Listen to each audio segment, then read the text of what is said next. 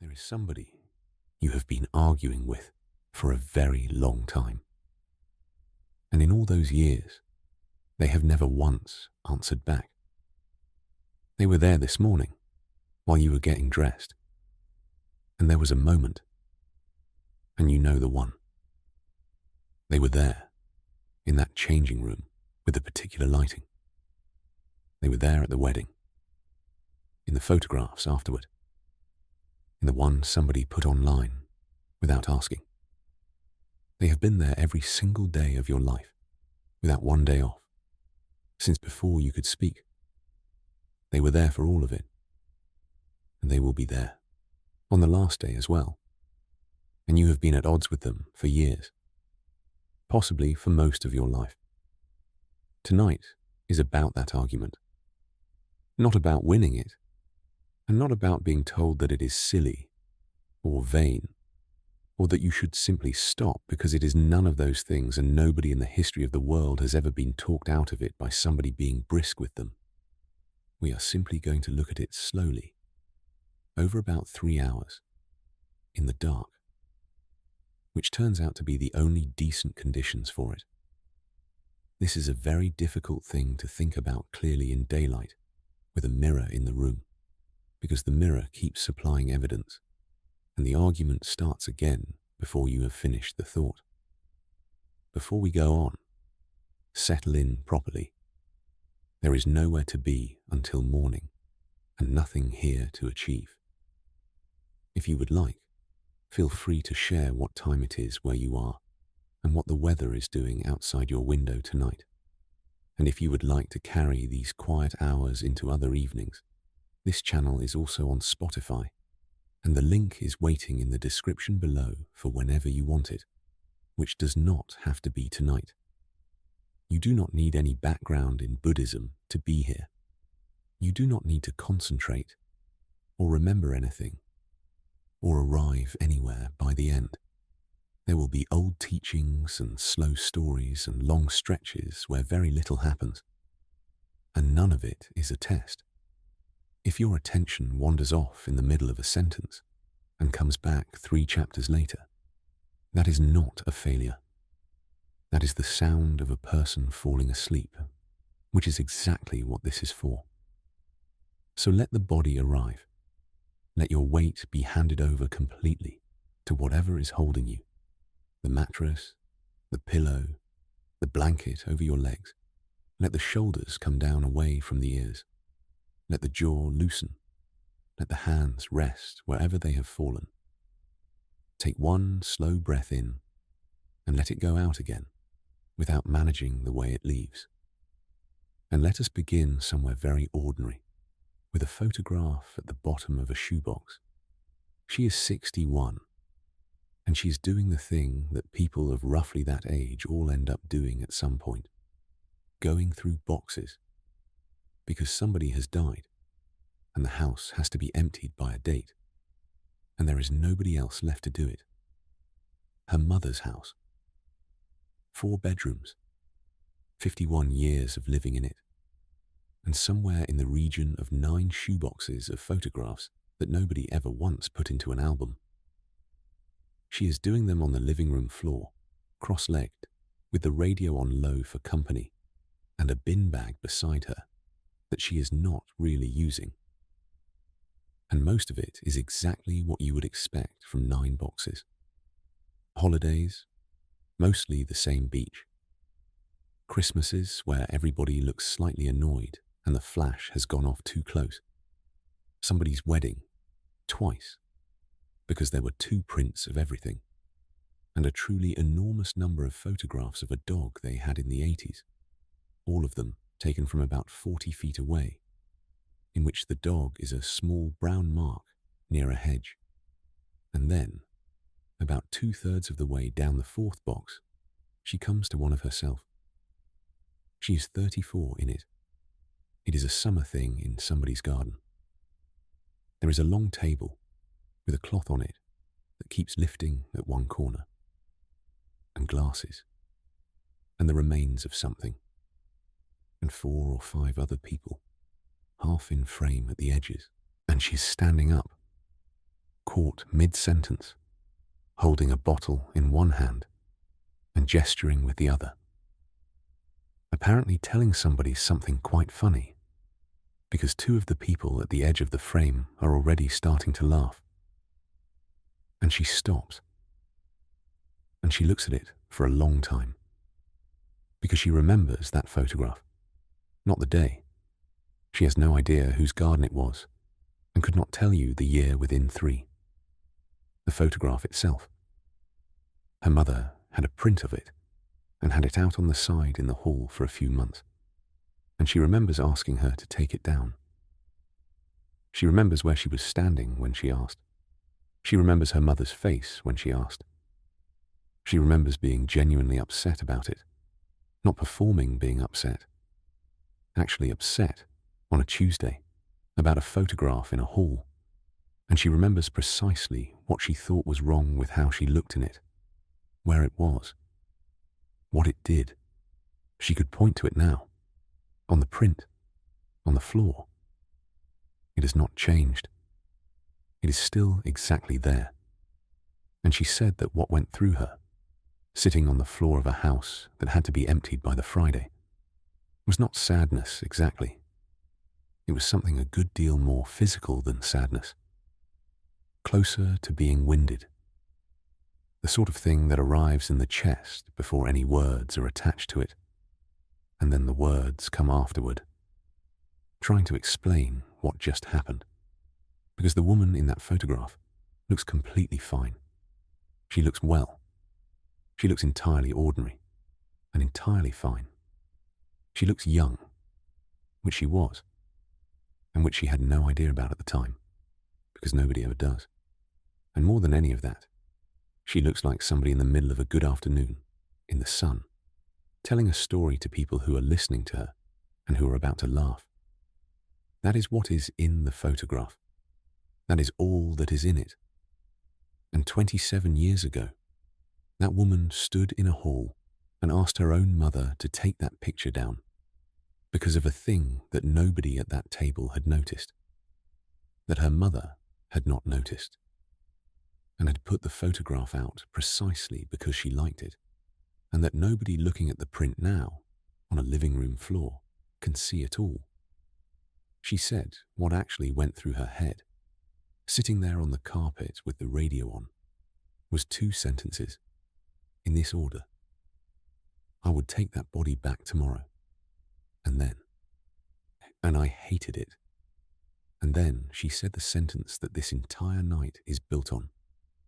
She said it out loud, to nobody at all, on the floor of a house that was about to belong to somebody else.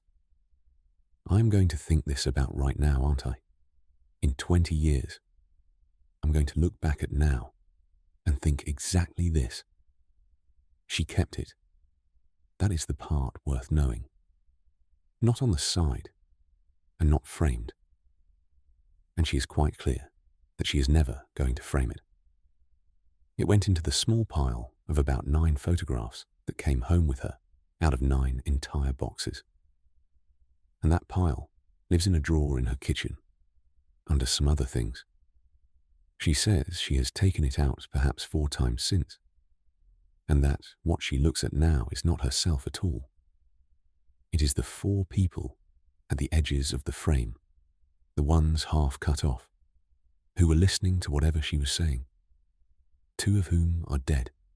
Come back now, gently, to your own room, to the dark, and the weight of the blankets, and the breath moving quietly in and out. Here is the first thing, and it is the one that makes the rest of tonight worth 3 hours. The argument is always with the body you have now, and it is always, later, wrong. Not sometimes. Not usually. Very nearly always. In the entire history of people going through boxes of photographs, almost nobody has ever picked up one of themselves from 20 years earlier and thought, yes, that was every bit as bad as I believed at the time, and I was quite right to be upset about it. It essentially does not happen. Ask anybody over 50 who has ever had to empty a parent's house. They will all tell you very much the same thing. And most of them will tell you about one specific photograph that they can still describe. What they think instead is always some version of what she thought on that floor, in slightly different words. I would take that back tomorrow. And I hated it. Now notice carefully what that tells you. It is a genuine piece of evidence about your own life, and it is worth being precise about what it does and does not prove. It does not prove that you looked fine all along and were simply being silly about it. That is what people say to each other, kindly, across kitchen tables. And it has never once helped anybody, because the person hearing it can still see the thing they can see. And being told it is not there just means the other person is not looking properly. So we are not going to do that version of it at any point tonight. What it proves is something a good deal more useful than that, and considerably stranger. The judgment moves. The body in that photograph was unacceptable in 1999 and is perfectly acceptable now, and would in fact be gratefully accepted now. And nothing whatsoever about that body has changed in the meantime. It cannot have. It is a photograph. It is the same arrangement of the same woman in the same garden holding the same bottle, fixed permanently in 1/10,000th of a second. The only thing that moved in 27 years was where the line was drawn, which tells you something quite important about the line. It is not a fact about your body. It cannot be, because it moves while the body stays still. It is something being generated, freshly, every single day, by a part of you that is not the body at all. And that generator has been running for so long and so quietly that most people have never once thought to ask where its numbers come from. And here is the part of it that lands at 1 in the morning rather than at noon, and that is quite hard to shake off once you have had it. If the line moved once, it is moving now. Whatever you are unhappy about tonight is being assessed against a line that will be standing somewhere entirely different in 15 years' time. And the person you will be at 76 will one day come across a photograph of you as you are this evening, and they will look at it for a while, and they will feel that same winded feeling on the floor of some other house with the radio on. They will not see the thing you can see. They will see somebody young in the middle of their life who did not know it. That is not a comforting thought exactly, but it is a true one, and it is available tonight, and it has the advantage of being about the future rather than the past, which means it is the one version of this you can still do something about. And notice that nobody escapes this by getting the body right. She did not fail at 34. She was not doing it badly. She had, by her own account today, exactly the body she would later long for. And she spent it unhappy. She had the thing and could not enjoy having it, because the line had already moved on ahead of her. That is the trap. And the important thing about it is that it does not have an exit anywhere on the body's side of it.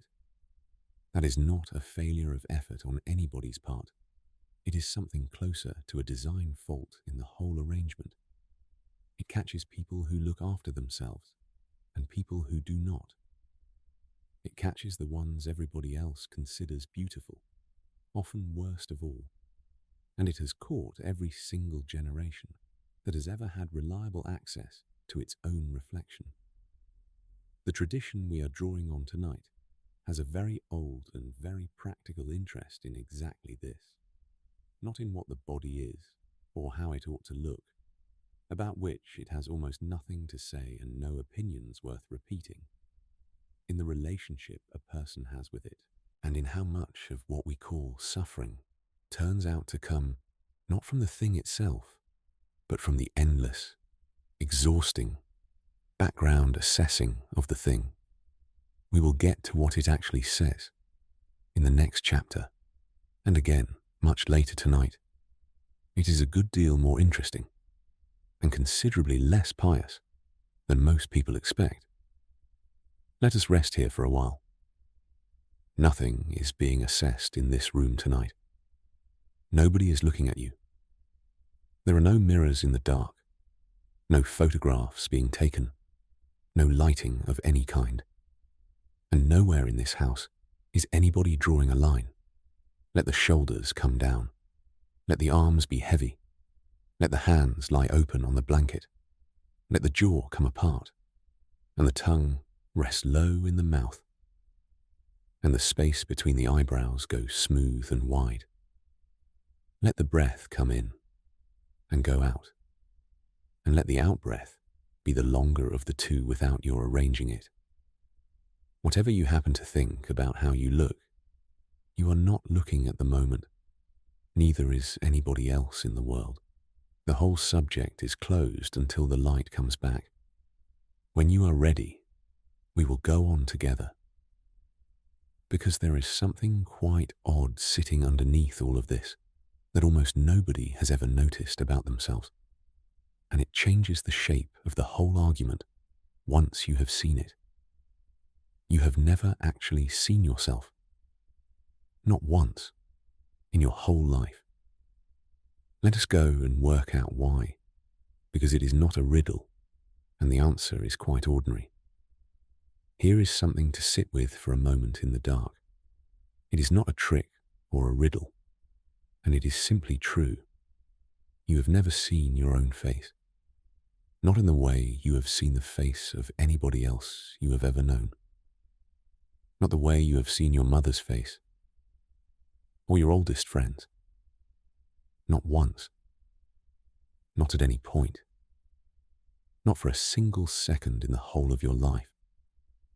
Think about what you have actually had access to, because when you list it out, it is a remarkably poor set of materials. You have had mirrors, and a mirror is not you. It is a reversed image of you, left for right, and it always has been. Which is why almost everybody finds a photograph of themselves faintly wrong in a way they cannot quite name. The parting is on the other side. The small asymmetry that every human face has, and that everybody who knows you finds completely unremarkable, is suddenly on the wrong cheek. You have looked at the reversed one perhaps 100,000 times over your life. Everybody who has ever loved you has only ever seen the other one. The two groups have been looking at different faces this whole time, and you have had photographs which feel more objective and are in some ways worse. Look at what a photograph of you actually is. It is a single 10,000th of a second, selected essentially at random by somebody else's finger, out of a face that is normally in motion. Nobody's face is a still object. Faces are not things that exist. They are things that happen over time. And the whole of what people actually recognize about somebody they love lives in the motion, not in the arrangement. The way a face begins to go about half a second before something funny arrives. The particular way it collapses at the end of a long day, which the person themselves has never seen once.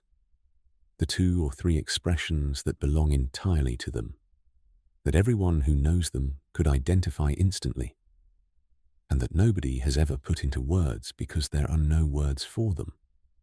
That is what your friends actually mean when they think your name. Not a shape at all. A set of movements and a way of arriving in a room, none of which you have ever had access to. And none of it survives a photograph. A photograph takes a moving thing and stops it dead.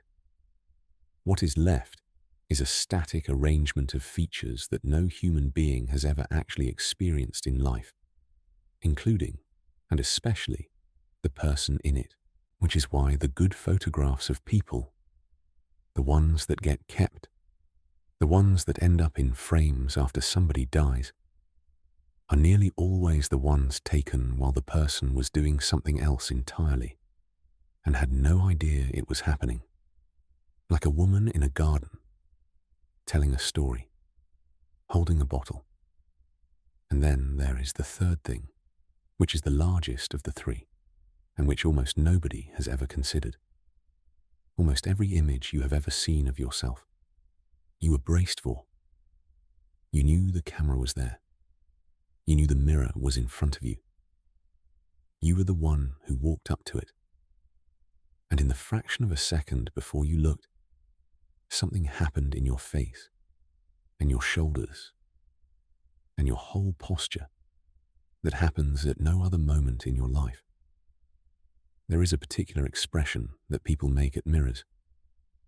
Everybody has one, and almost nobody knows they have it. It is not a face you wear anywhere else in your life. Nobody who knows you has ever seen it. Not your partner, not your oldest friend, because it only ever comes out when there is nobody else in the room.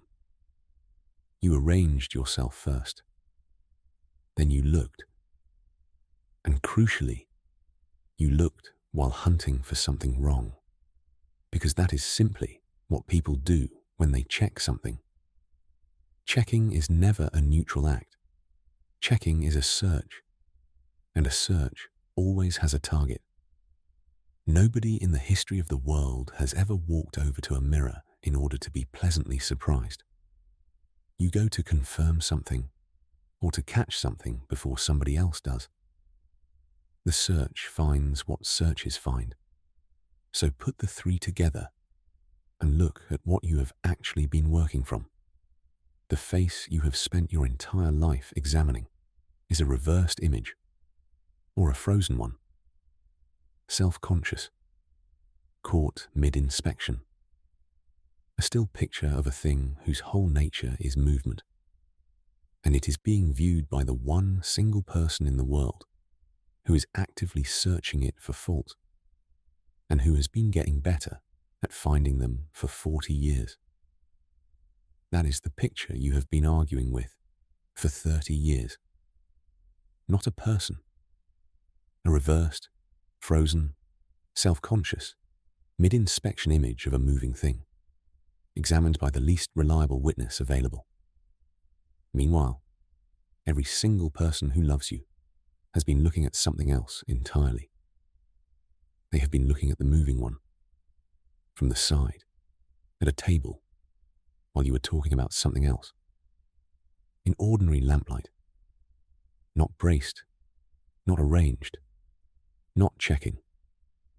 Doing the thing your face does when nobody is watching it, which is the version they would recognize from across a station and which you have never laid eyes on in your life.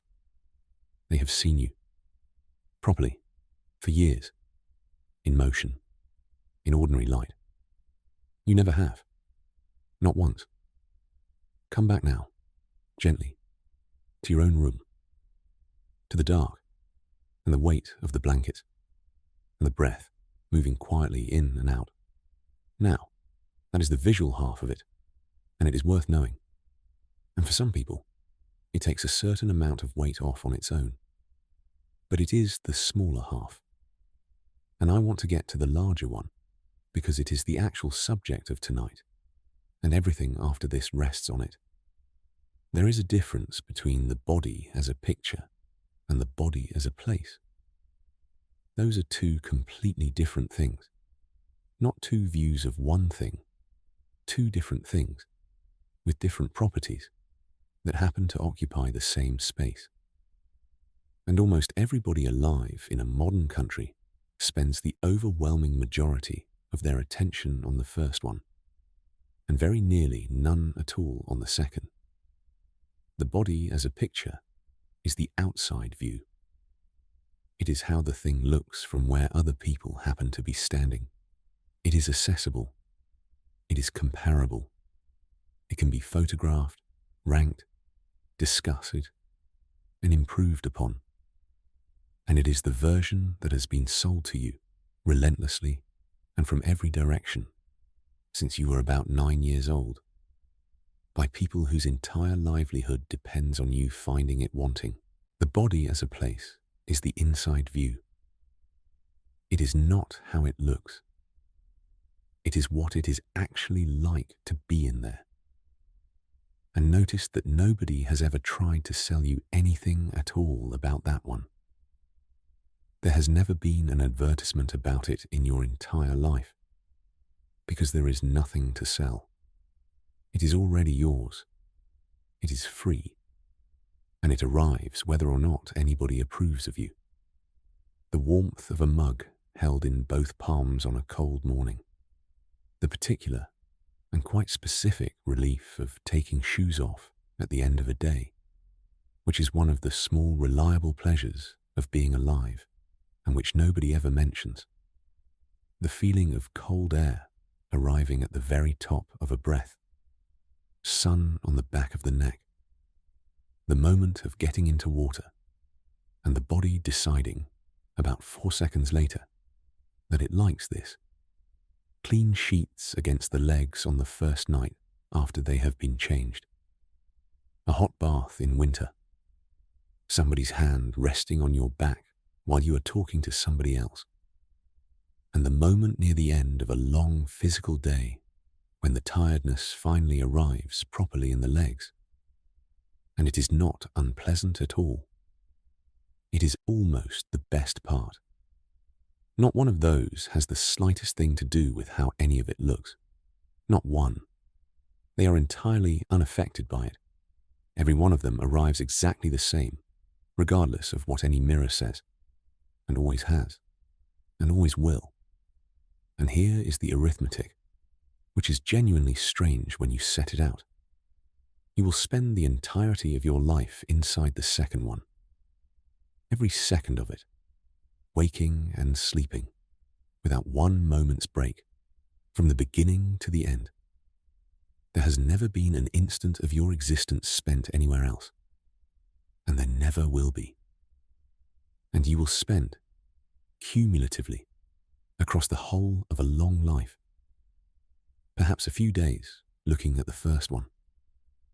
Add up every mirror you have ever stood in front of, every photograph you have examined, every changing room, every reflection caught in a shop window on a Saturday.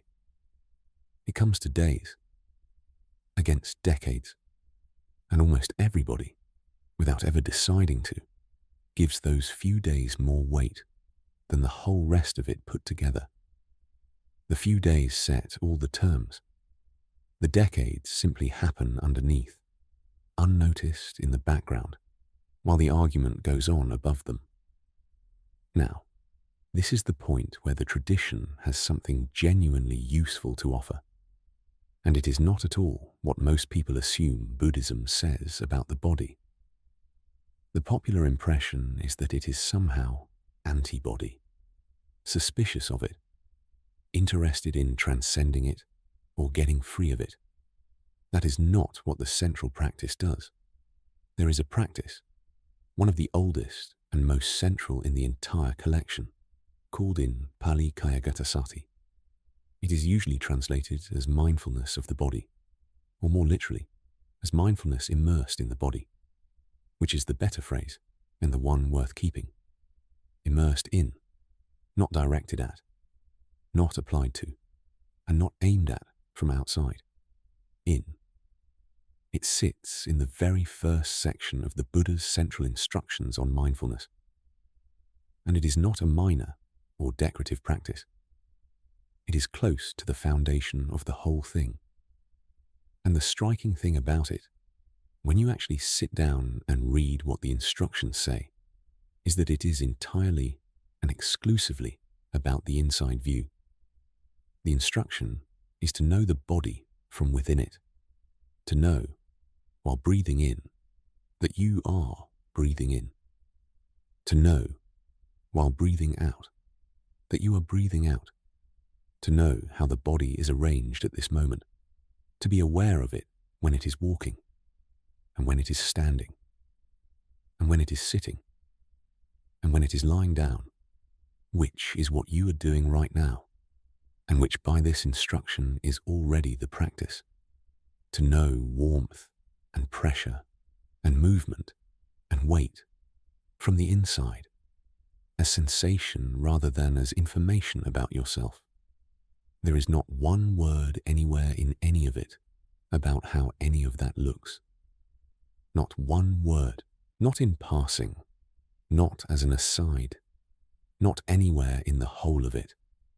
The evaluation, the comparison, the assessment against other people's bodies in a room, the running total, the whole apparatus that most of us have going in the background all day long. None of it appears anywhere in the practice. And notice that it is not forbidden. There is no rule against it. It is simply not what the body is for in this teaching, in the same way that there are no instructions about a hammer's opinions. The body here is not an object to be judged. It is the place where you happen to be living. And it is worth saying plainly what those instructions were originally for. They are 2,500 years old. They were given to people who had never seen a photograph of themselves and never would, who had never seen a good mirror in their lives, who had access to their own appearance perhaps a few times a year, in still water, badly, and who therefore spent the overwhelming majority of their existence with no idea at all what they currently looked like. Which means, quietly, and without anybody intending it, that they had an advantage over us that no amount of practice can now replace. Not because they were more spiritually advanced or more disciplined or better people. They were not. They simply were not being shown the picture 40 times a day by a device in their pocket. That is worth being gentle with yourself about. You are attempting something in conditions it was never designed for, against a machine that did not exist when the instructions were written, and losing at it is not a character defect. Let us rest here for a while. You are in the second one right now, the inside one. The whole of you is a place tonight and not a picture. There is nobody here to see it. There is no light to see it by. There is nothing at all to assess, and nobody to do the assessing. Let the shoulders come down. Let the arms be heavy. Let the hands lie open on the blanket. Feel the weight of the blanket lying across you. Feel the warmth held underneath it. Feel where your body is touching the bed and where it is not, the line between the two. Feel the cooler air on whatever part of you is outside the covers. That is the body, that right there, that you are feeling now. Not the other thing. The other thing is a picture, and this is the place, and this is the one you have actually been living in the whole time. Let the jaw come apart, and the tongue rest low in the mouth, and the space between the eyebrows go smooth and wide. Let the breath come in and go out, and let the out-breath be the longer of the two without your arranging it. When you are ready, we will go on together, because there is an objection to all of this, and it arrives at about this point every single time, and it deserves a proper answer rather than a soothing one. If I accept my body, am I not just giving up? There is a nurse of about 50 who has an answer to that, and it has to do with why she runs her hands under the hot tap before she touches anybody. Let us go and stand at the sink and watch her do it. She has been doing this for 26 years, wards mostly, for the first 15, and then community, and now a mix of the two because of how the rota works. She is 50, roughly. She has the particular unshockability of somebody who has been inside about 4,000 houses and seen most of what there is to see in them. Nothing anybody has is news to her. Nothing anybody shows her is the worst thing she has seen this month. That turns out to matter enormously, and it is most of what she offers people. And there is something she does before she puts her hands on anybody, which took her about 4 years to arrive at on her own, and which nobody taught her at any point in her training. She warms her hands, 30 seconds or thereabouts, under a hot tap, or, if there is no tap available, and often there is not, 30 seconds pressed hard together, or tucked up under her own arms inside her coat, every single time. Before every single person, 26 years of it. And she is quite firm that the reason is not comfort. It is more comfortable, obviously. She is glad about that, and would not do it differently. But comfort is a side effect. It is not why she does it, and she is slightly particular about the distinction. The reason is entirely mechanical. A cold hand makes a body flinch. That is entirely involuntary. It happens before anybody has decided anything. In a person who likes you and trusts you and has invited you in, and a body that flinches then braces. The muscles come on and stay on. A braced body is harder to examine, harder to turn, harder to move up a bed. It hurts more while you are doing it, and afterward. It takes longer. Every single thing you are trying to do in order to help becomes a slightly worse version of itself. So the whole visit goes worse. For the patient, and for her, and for the next patient down the list as well, because she is now running behind. All of it downstream of 30 seconds she did not spend standing at a tap, so she warms her hands. Every time, before every single person, for 26 years now.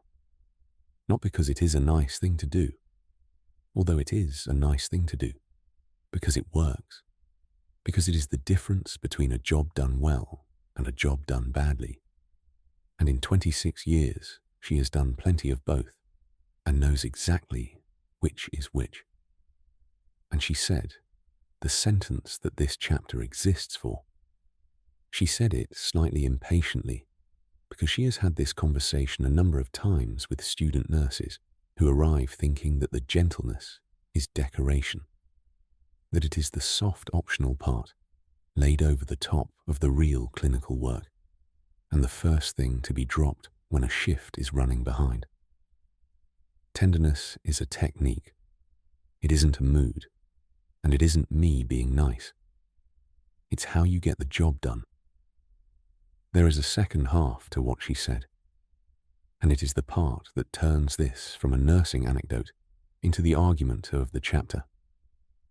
She said that the patients who are hardest to help are not the difficult ones, or the frightened ones, or the ones in the most pain.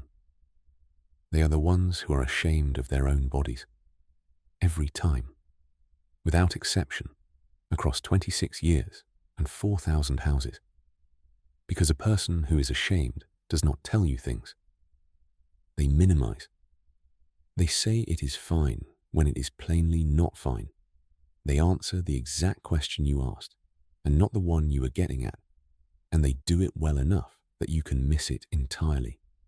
And they do not mention the thing that has been going on for 4 months, because they are embarrassed about the particular part of themselves that it is happening to, and because mentioning it would mean somebody looking at it. And she said, quite flatly, and without dressing it up in any way, that she has watched that cost people a very great deal over the course of her career. Not vanity. She was careful about that. Vanity is mostly harmless, and mostly rather funny, and it has never killed anybody. Shame. Shame is the expensive one. It is, in her considered view, the single most costly attitude that a person can hold toward their own body, and the cost of it lands, every time, in places that have nothing whatsoever to do with how anybody looks to anybody. Come back now, gently, to your own room, to the dark, and the weight of the blankets, and the breath moving quietly in and out. Now, the objection. And I want to answer it properly, because if it is not answered, then the rest of the night is worth very little. The objection is, if I accept my body as it is, Am I not just letting myself go? It is a serious objection, and it deserves better than reassurance. It is not vanity. The people who raise it are very often the people who have worked hardest at something over years, and who have a reasonable suspicion that they are about to be talked out of caring. So let us take the whole thing apart properly. There are 3 or 4 quite different ideas being run together inside that one word, and they have very different consequences. Once they are separated out and laid side by side in the dark, the objection mostly dissolves on its own, without anybody having to be argued with. Acceptance is not approval. This is the large one. It stops more people than all the others put together, and most of them have never noticed that they are stopped by it. Accepting a fact does not mean liking it. It does not mean endorsing it, or approving of it, or declaring it good, or signing anything at all. It means nothing more and nothing less than agreeing that a particular thing is currently the case. You accept that it is raining. That does not mean you have concluded that rain is excellent, or that you would have chosen it, or that you are pleased. It means you have stopped standing at the window arguing with the sky. Because the argument has never once altered the weather, and it is making you late, and you still have to go out. Acceptance is simply what allows you to pick up a coat and go out into it. So nothing tonight is going to require you to stand in front of a mirror and announce that you love what you see.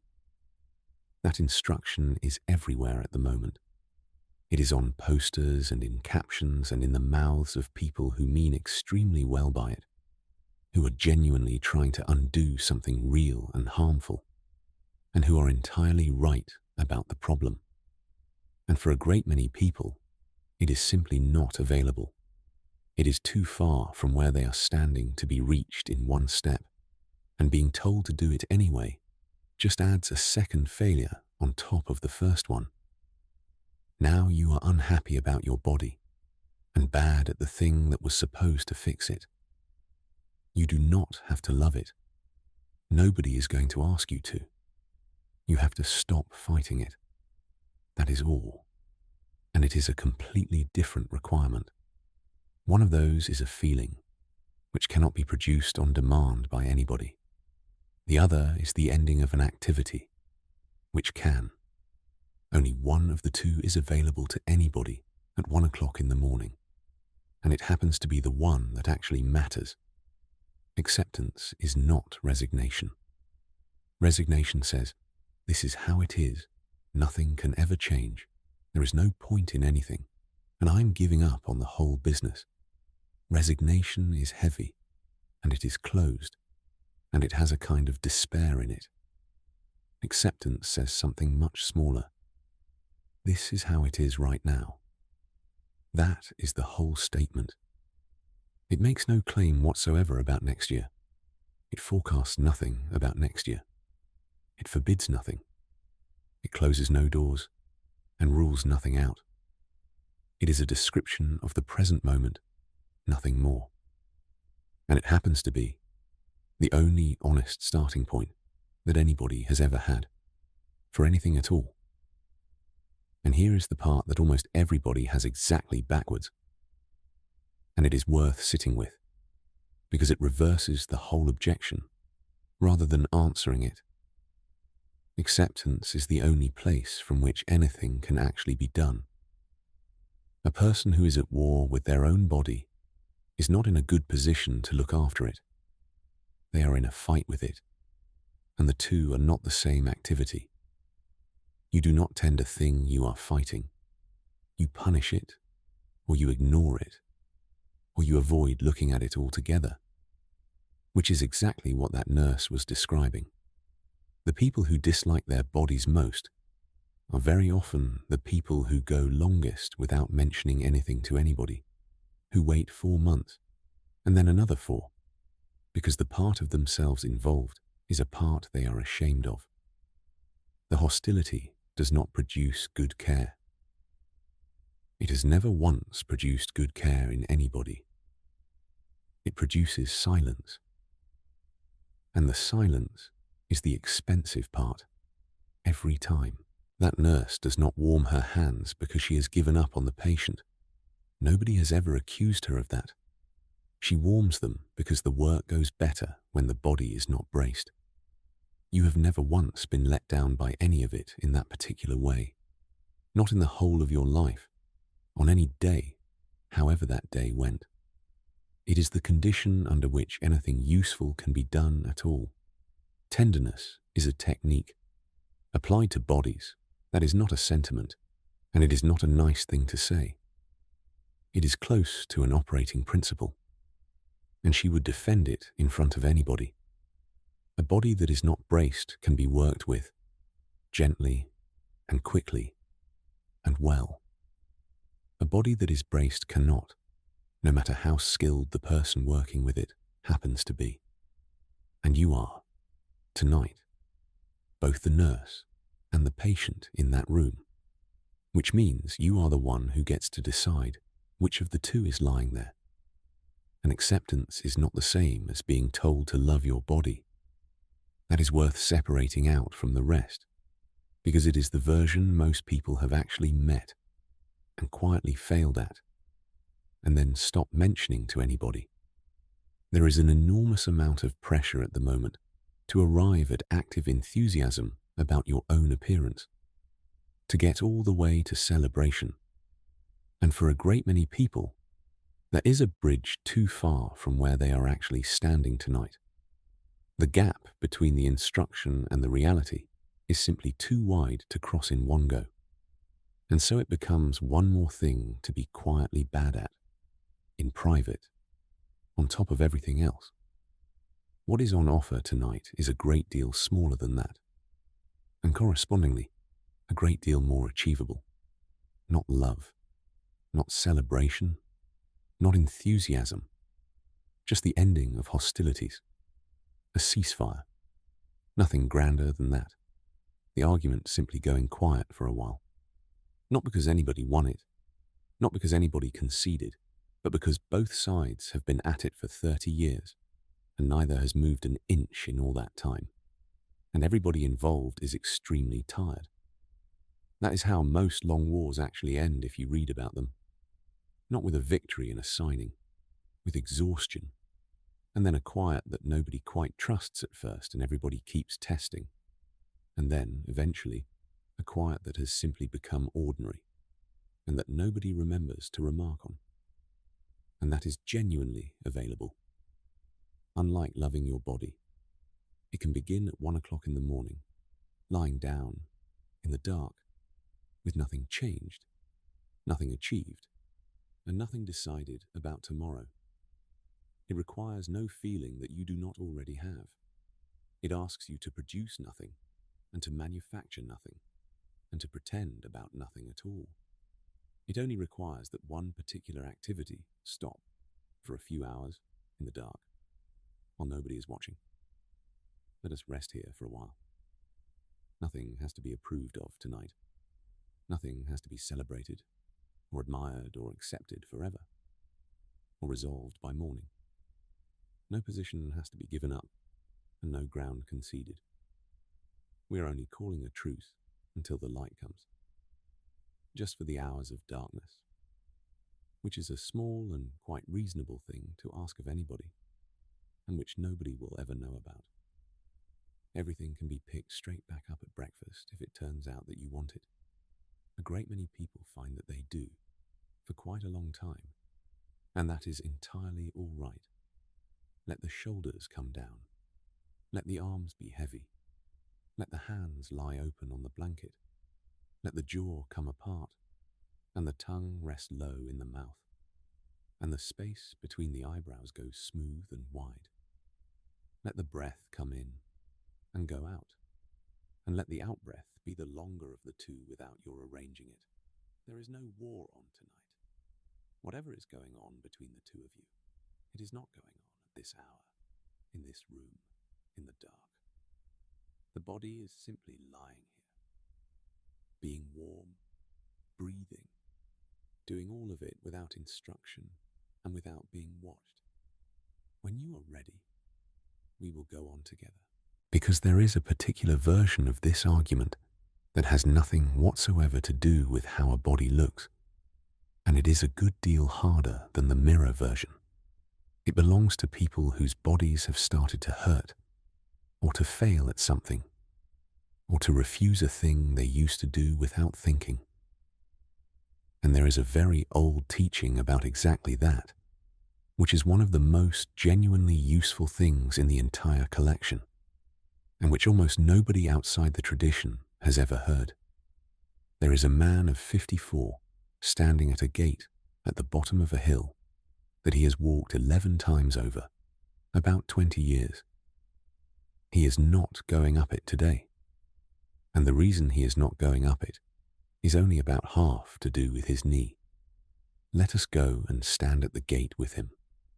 The gate is a metal one, with a loop of blue baler twine holding it shut, the way half the gates in that county are held shut. There is a footpath sign on the post beside it that has faded to almost nothing over about 30 summers. Behind the gate, the ground goes up. Not dramatically, and not impressively. It is a long, steady, entirely unspectacular climb of about 40 minutes to a top, with a concrete trig point on it and a view of 3 counties on a clear day. It is not a mountain. Nobody has ever written about it, and nobody ever will. He has done it 11 times over the course of about 20 years, and he knows it is 11. The first time was with his father, who is now dead, in about 2004. 3 times with his children, when they were small enough to be carried for part of it, and old enough to complain about all of it. Twice on his own, in the space of 1 bad autumn, after things had gone wrong at work in a way he did not want to discuss with anybody at home. And once, memorably, in horizontal rain, having looked at the sky and got it completely wrong, which is the one his children still bring up. And he is 54 now. And on this particular afternoon, he is standing at that gate with his boots on, and he is not going up. Now, the knee. Let us deal with the knee first, because it is real. There was an operation 3 years ago, and by all accounts, it went about as well as these things go. He did the rehabilitation properly, all of it, for the full length of time, which, by every account, is the part that most people quietly abandon around week 5.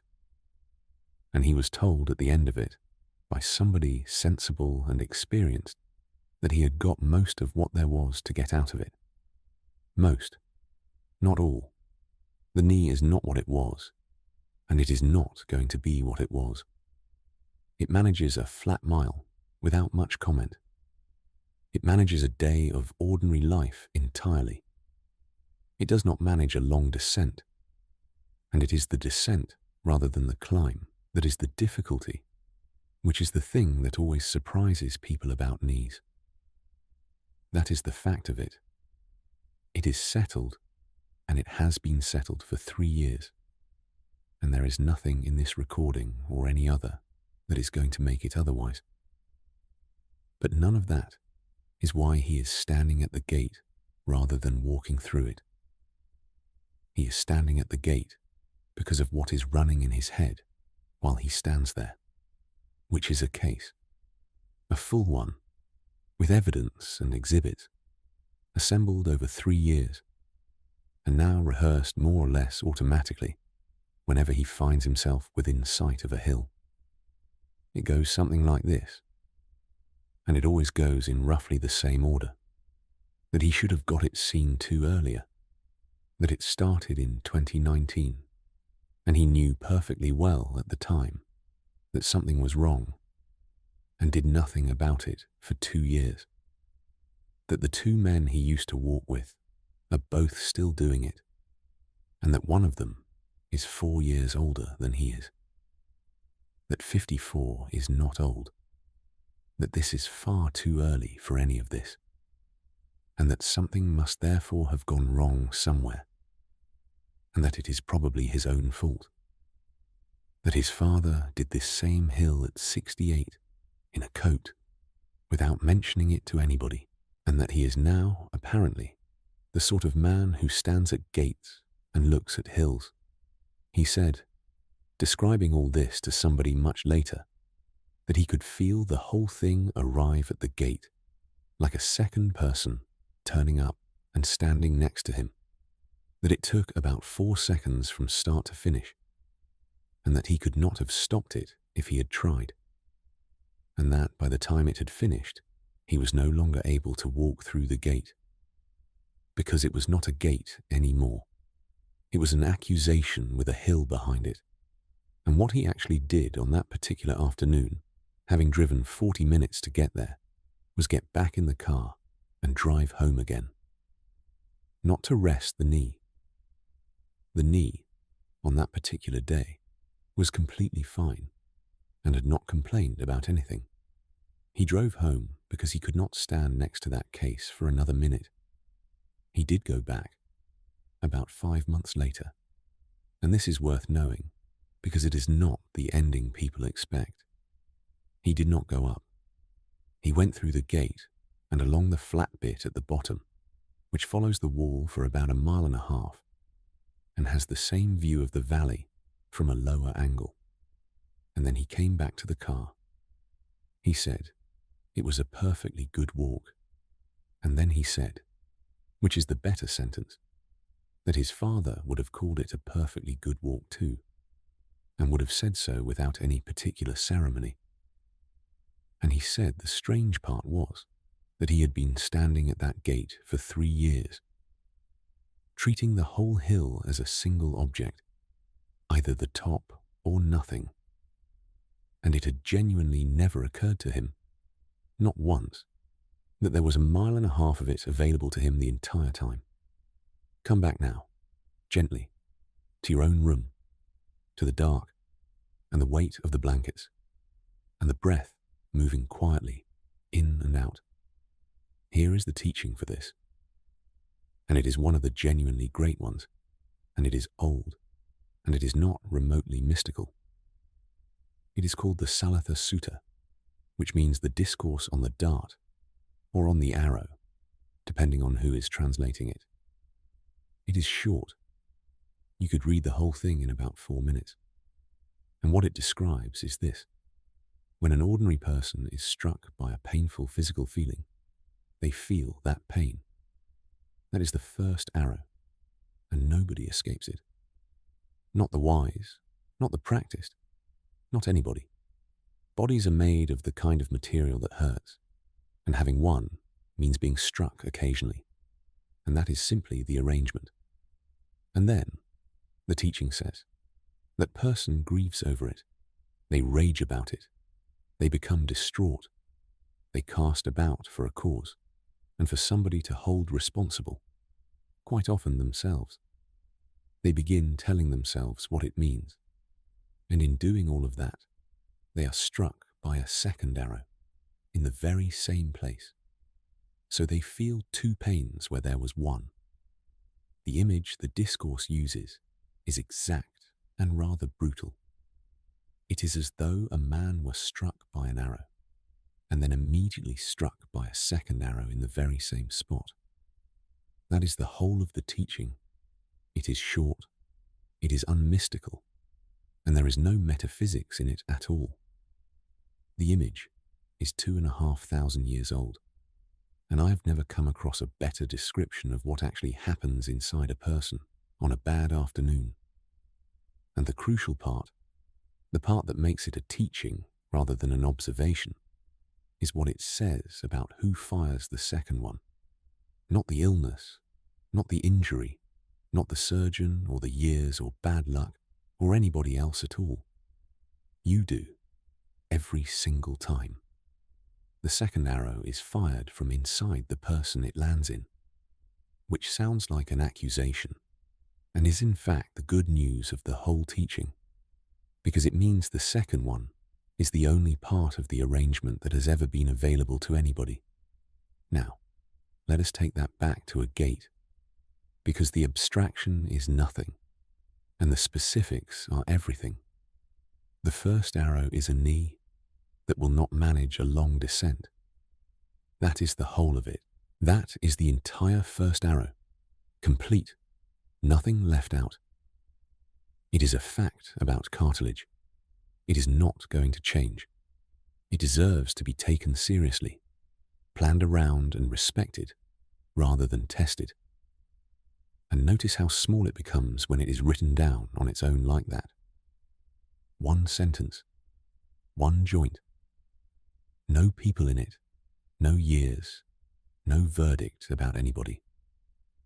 The second arrow is everything else that arrived at that gate alongside him, that he should have done something in 2019, that the other men are still going, that his father managed it at 68, that 54 is too early, that he has become a certain kind of man.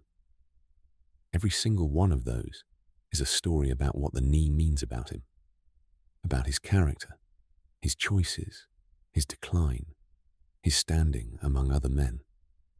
And not one of them is in the knee.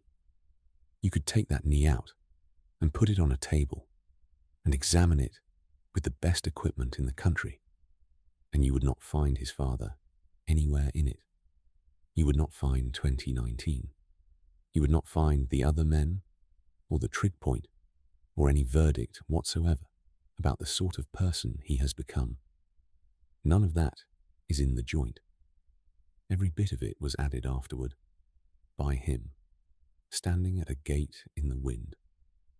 Here is the piece of arithmetic that goes with this, and it is the useful thing to take into the rest of the night. Most of what people describe, in ordinary conversation, as suffering about their body turns out, when it is genuinely separated out and looked at honestly, to be overwhelmingly second arrow. The sensation itself, the actual, physical, present tense feeling, the thing that is genuinely happening in tissue at this moment, is very often a great deal smaller than the case that has been built on top of it. And I want to be extremely clear about what that is not saying.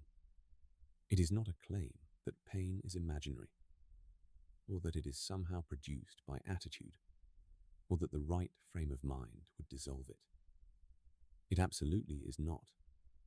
And anybody who has lived with real pain will rightly throw that suggestion straight out of the window, and should. The first arrow is real. It hurts. It is happening in tissue and nerves, and no teaching in any tradition removes it. And this one does not claim to. It is a claim about proportion, and nothing more than that. And the reason I like this teaching above almost any other in the collection is that it is testable, tonight, by anybody, lying down, without believing a word of the tradition it came from. Because here is what the teaching actually proposes, and it is modest. You cannot stop the first arrow. It has already landed, and in many cases it landed years ago. Nothing in this tradition, and nothing in this recording, is going to change one single physical fact about your body between now and the morning. But nobody is obliged to fire the second one, not because they have attained anything, or become spiritually advanced, or learned a technique, simply because it is optional. That is the entire claim. And almost nobody has ever been told that it is optional. Most people have been firing it several times a day for 30 or 40 years. So automatically, and so fast that they have come to take it for the pain itself. The two arrive together and feel like one event.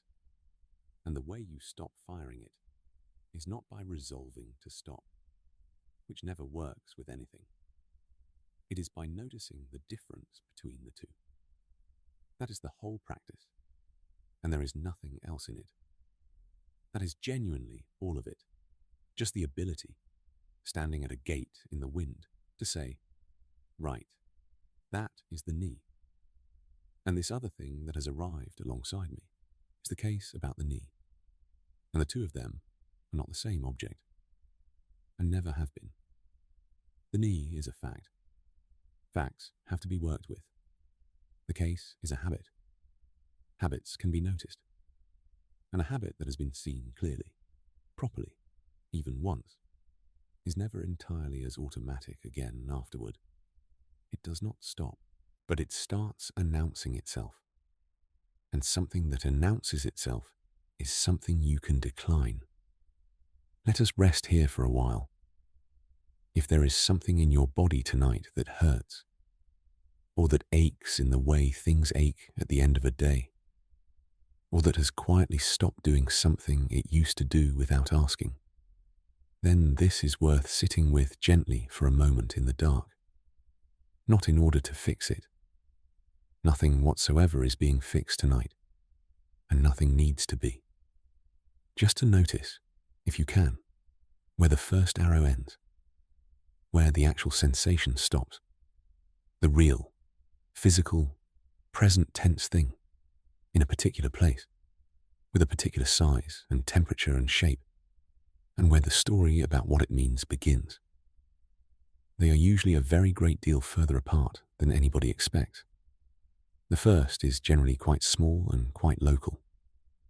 The second tends to be enormous and to involve other people, and the past, and a verdict, and the space between the two of them is where nearly all of the suffering has been living, quietly, for years. Let the shoulders come down. Let the arms be heavy. Let the hands lie open on the blanket. Let the jaw come apart, and the tongue rest low in the mouth, and the space between the eyebrows go smooth and wide. Let the breath come in and go out, and let the out-breath be the longer of the two without your arranging it. Nothing about your body means anything about you tonight. There are no verdicts available in the dark. It is simply a body, lying down at the end of an ordinary day, doing the things it does. When you are ready, we will go on together, because we have been talking about the body as something that fails and something that gets judged, and it is time to look at what it has actually been doing all this while. There is a man who spends his nights in a small room full of dials, watching things that nobody else in the building has ever thought about. Let us go downstairs and sit with him for a while, on the night shift. The building is a hospital. It is about 2:30 in the morning, and he is 2 floors below the lowest level at which anybody is treated for anything. He is a plant engineer, 41 years old, and 19 of those years spent doing this in this building. And his job, for 11 hours at a stretch, is to sit in a small warm room with a bank of screens and dials and a kettle, and make sure that the building keeps breathing, because a hospital is not a building in the way a house is a building. It is a good deal closer to an organism, and almost nobody who works upstairs in it has the first idea what is going on underneath them, which is exactly as it should be. There is water going round, hot water, cold water, and the separate water for the heating, all of it moving continuously through miles of pipe inside the walls, driven by pumps that are not allowed to stop. There is air being moved and filtered and warmed and exchanged a set number of times an hour, to a standard that is written down somewhere, in every ward and every corridor and every theatre. There is power, and standing behind the power, there is a generator that starts itself up and tests itself every week, and has never once been genuinely needed in his 19 years. And standing behind the generator, there is a bank of batteries whose entire purpose is to carry the critical circuits for the few seconds it takes the generator to come up to speed. Layers standing behind layers. All of it waiting quietly in the dark, almost none of it ever used. There is medical gas, and a pressure in it that has to be maintained inside a narrow band all night. And there is a set of alarms on the wall beside him that he has never in 19 years heard go off properly and hopes very much never to. And all of it runs. All night. Every night. In the dark. In a warm room 2 floors down, underneath about 400 people who are asleep and who will never think about it. He said the thing about the job that took him years to be able to explain properly to anybody, including his own family, who still ask what he actually does, is that when he is doing it perfectly, absolutely nothing happens. There is no output. There is nothing to show anybody. There is no product at the end of an 11-hour shift that he could hold up. Nobody upstairs has any real idea that he exists. Nobody has ever come down to thank him for the temperature of a ward. A good night. A perfect night. The best night he is capable of having at work is one in which 400 people slept in a warm building with clean air and running water and hot taps, and not one single one of them thought about any of it for a second. That is what success looks like in his job. It looks like nothing at all. And then he said something that is the reason we came down here. He said, "They only ever come and find me when something's gone wrong. 19 years I've been down here. Nobody has ever once come down those stairs to tell me it's all working." He does not mind about this. That is worth saying clearly, because it would be very easy to tell this story in a way that makes him sound aggrieved. And he is nothing of the sort. He said he would not want people upstairs thinking about the air handling. He said it would be a bad sign if they were. That is rather the point of the job, as he sees it.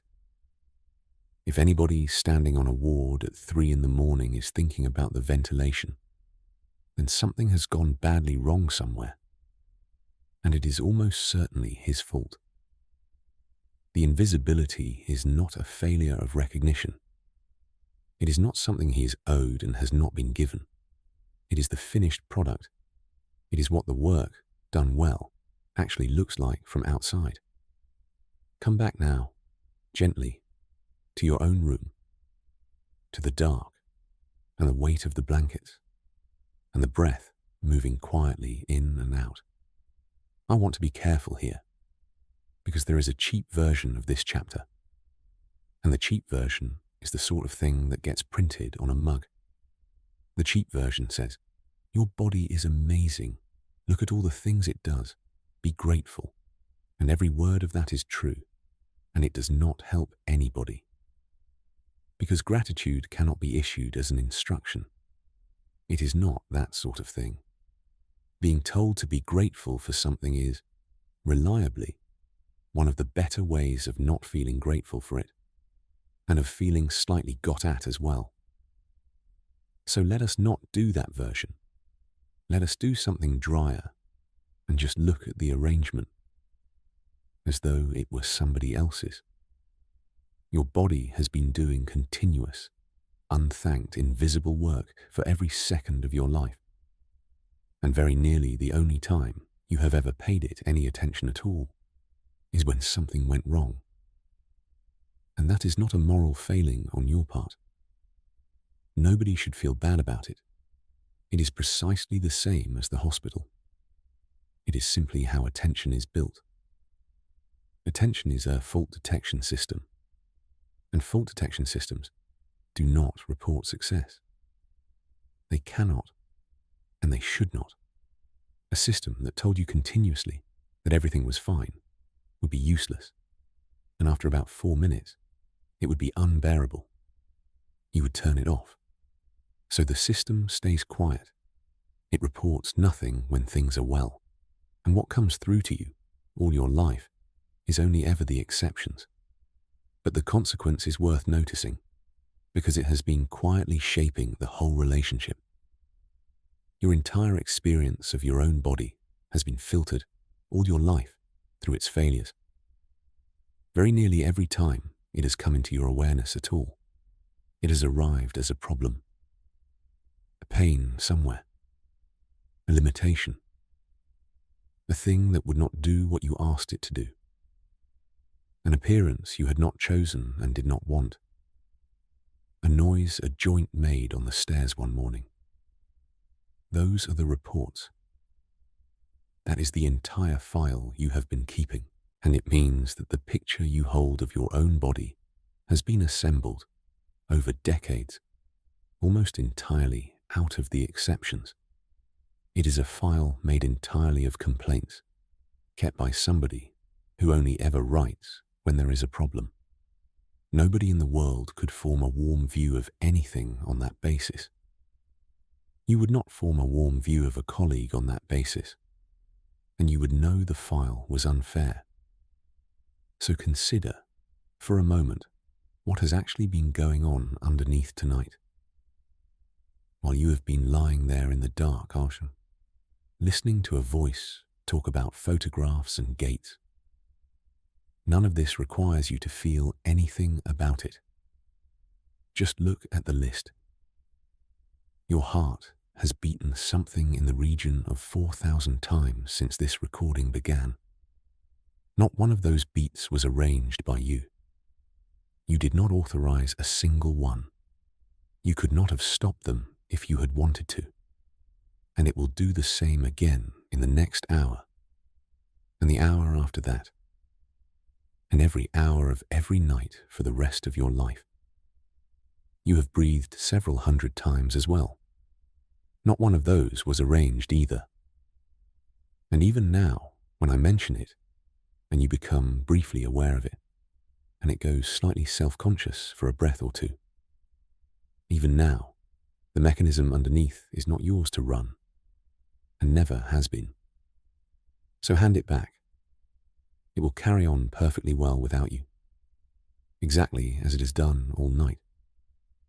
Your temperature has been held all day, within about half a degree of where it ought to be. Through a cold walk to the car, and a warm room, and everything in between. That is being managed continuously by something so quiet that you have never once caught it in the act.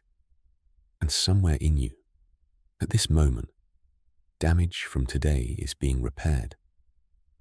Small things mostly. A scratch on a hand that you have already forgotten getting. Ordinary wear in a joint from a day of walking about. A blood vessel being tidied up. Cells that came to the end of their working lives this afternoon are being taken quietly apart and their materials put back into circulation. And it is happening right now while you lie here listening to a voice. Most of that repair happens at night. That is simply how it is scheduled. And it always has been. Which means it is happening now, in part, because you lay down. Lying here is not doing nothing. It is the condition the work needs. Every one of those processes has been running continuously since before you were born. Not one of them has ever asked you for anything at all. Not one has ever put in a request, or needed reminding, or wanted a quiet word about how things are going. And not one of them has ever stopped for a rest, or refused, or gone slow, or taken a night off because of something you said about it that morning in front of a mirror. You have never once been let down by any of it in that particular way. Here is the thing that is worth sitting with. And it is not a sentiment. Nothing in your life has been as loyal to you as your body has. Not a person. And this is not a criticism of anybody. People come and go. They get tired. They have their own lives and their own difficulties and their own long nights. And even the very best of them cannot be with you every day. And several of them are dead. Not a place either. You have left every place you have ever lived. Or you will. Not a job. Not a house. Not any idea you once had about how your own life was going to go. This one thing has been present at every single moment of your existence. at the good afternoons and the bad nights, in every room you have ever been in, doing continuous unpaid work on your behalf the entire time, in the background, without acknowledgement, and it has never once left the room. And there is a modern phrase that gets used about all this a great deal, that the body is the only home you will ever have. I want to be honest with you about that one, because this subject attracts a lot of borrowed authority.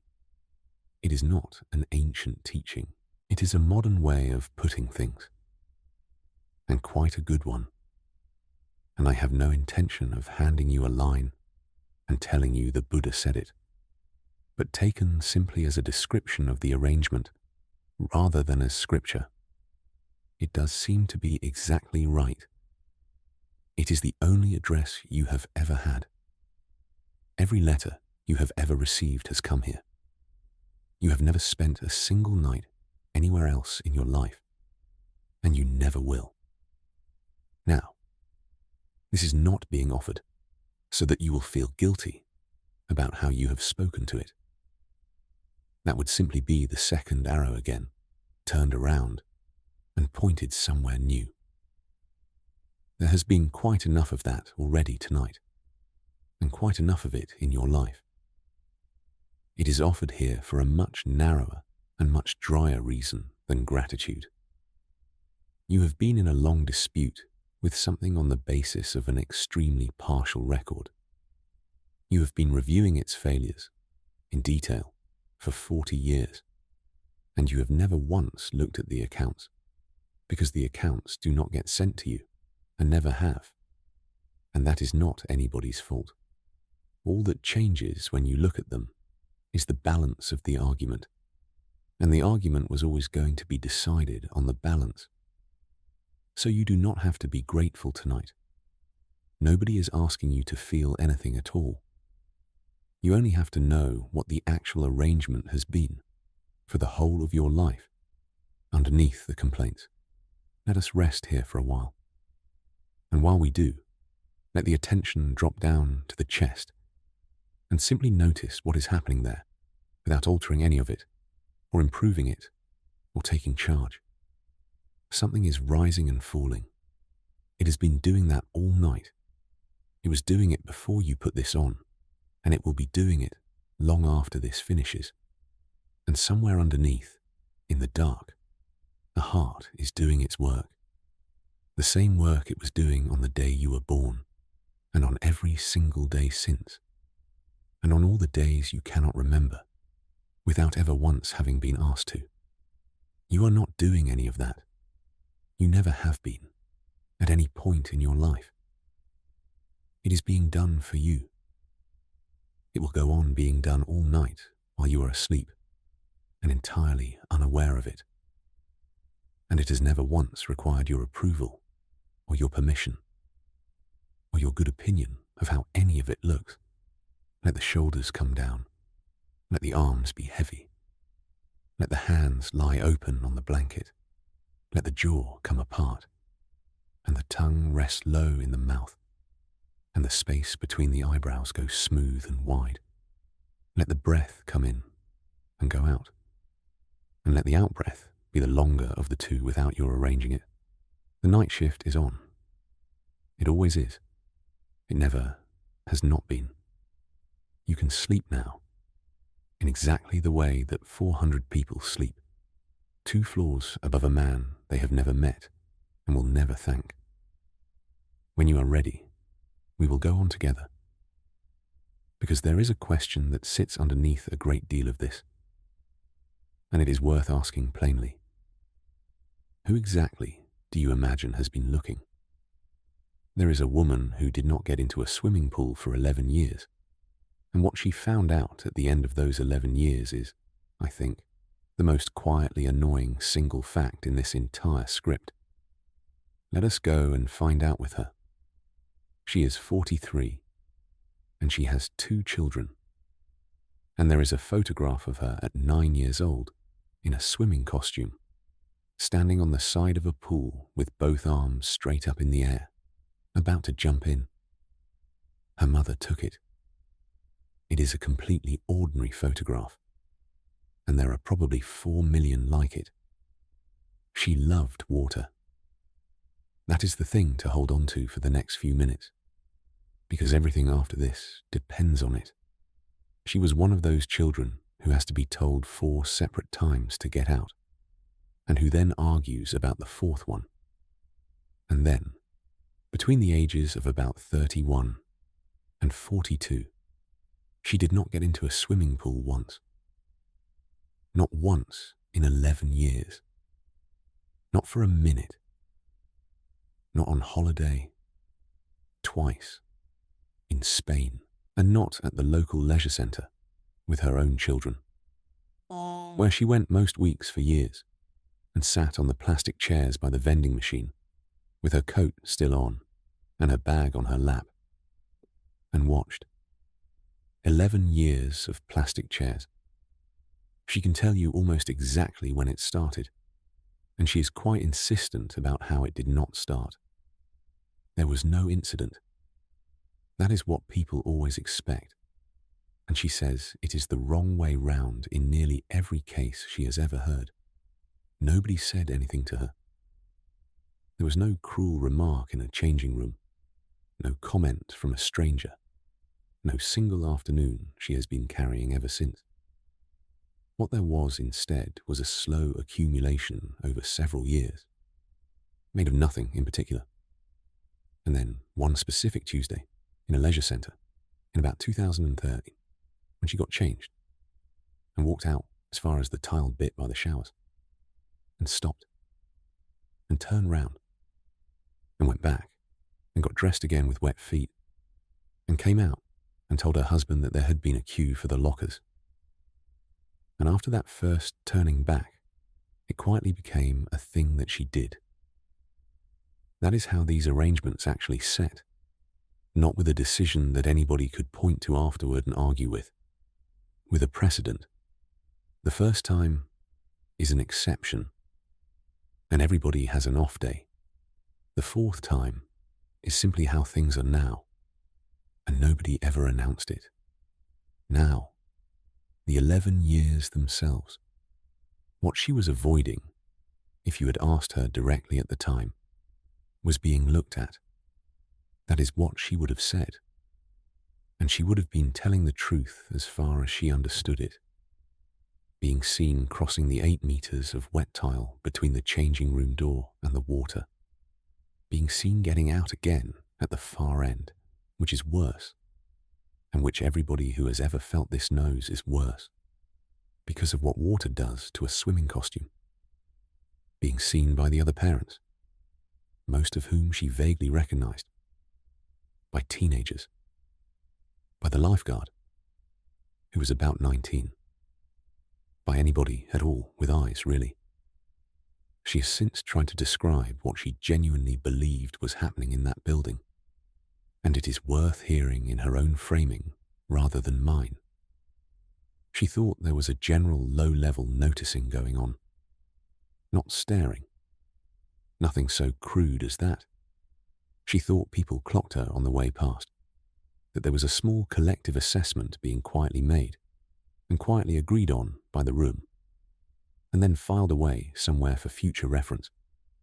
And then, in 2022, her daughter, who was 11 and who had learned to swim in that same leisure centre while her mother watched from a chair, got into competitive swimming, which meant galas, most weekends, for years, which meant a very great many hours in a very great many leisure centres, in towns she had never previously had any reason to visit, and which meant, in the end, a Saturday evening in a hotel pool in Coventry, the night before an event, with her daughter standing in the shallow end asking her to come in front of 2 other families she had never met and would never see again. And she went in. She said the walk from the plastic chair to the edge of the water was the longest 8 meters of her adult life, and that she has, genuinely, no memory of any of it. She remembers standing up, and she remembers being in the water. The middle, is simply not there. And then, about 40 minutes later, sitting on the tiled steps at the shallow end with her daughter demonstrating something involving a length and a turn, she noticed something that has quietly annoyed her ever since. Nobody had looked. Not in a kind way. Not in a they were all being polite about it way, which is what people offer as reassurance and which is somehow worse. Nobody had looked at all. Not for a second and a half. Not once. Because there was nothing there worth looking at. In the plainest and least insulting sense of that phrase, and because every single person in that pool was entirely occupied with their own children, and their own goggles that would not stay on, and their own 11-year-old standing in the shallow end saying, "Watch this. Watch this." She said the phrase she has used ever since, always slightly grimly, usually with a short laugh in the wrong place. I gave that room 11 years, and that room was never in the room. She swims now. Not well, and not often. And she is entirely clear that she does not enjoy the getting in part one bit more than she ever did. That part has not improved, and she suspects it never will. But she goes. Roughly once a fortnight, on a Thursday morning when it is quiet, at the same pool she sat outside of for 11 years. She knows which lifeguard is on at that hour, and they say hello to each other now. She said the strangest part of the whole business is that the building is exactly the same as it always was. The same tiles. The same vending machine that takes coins badly. The same row of plastic chairs, which are still there, and which she walks past. Nothing about that building changed in 11 years. Not one thing. She simply stopped believing that it was watching her.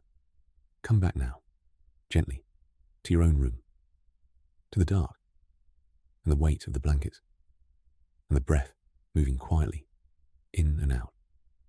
Here is the thing that story is about, and it has a name, and knowing the name helps. Psychologists call it the spotlight effect.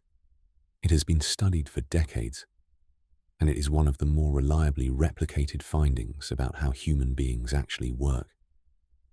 The finding is roughly this. People consistently and dramatically overestimate how much other people notice them. Not slightly, not by a bit, by a very large margin, in study after study, across every kind of situation anybody has thought to test. And the reason for it is not vanity, which is what people assume, and what makes them defensive about it. It is a great deal more ordinary than vanity. It is almost mathematical. You are the only person in the world for whom you are the center of the scene. You have been at the center of every single experience you have ever had. There has never been an exception, and there never can be.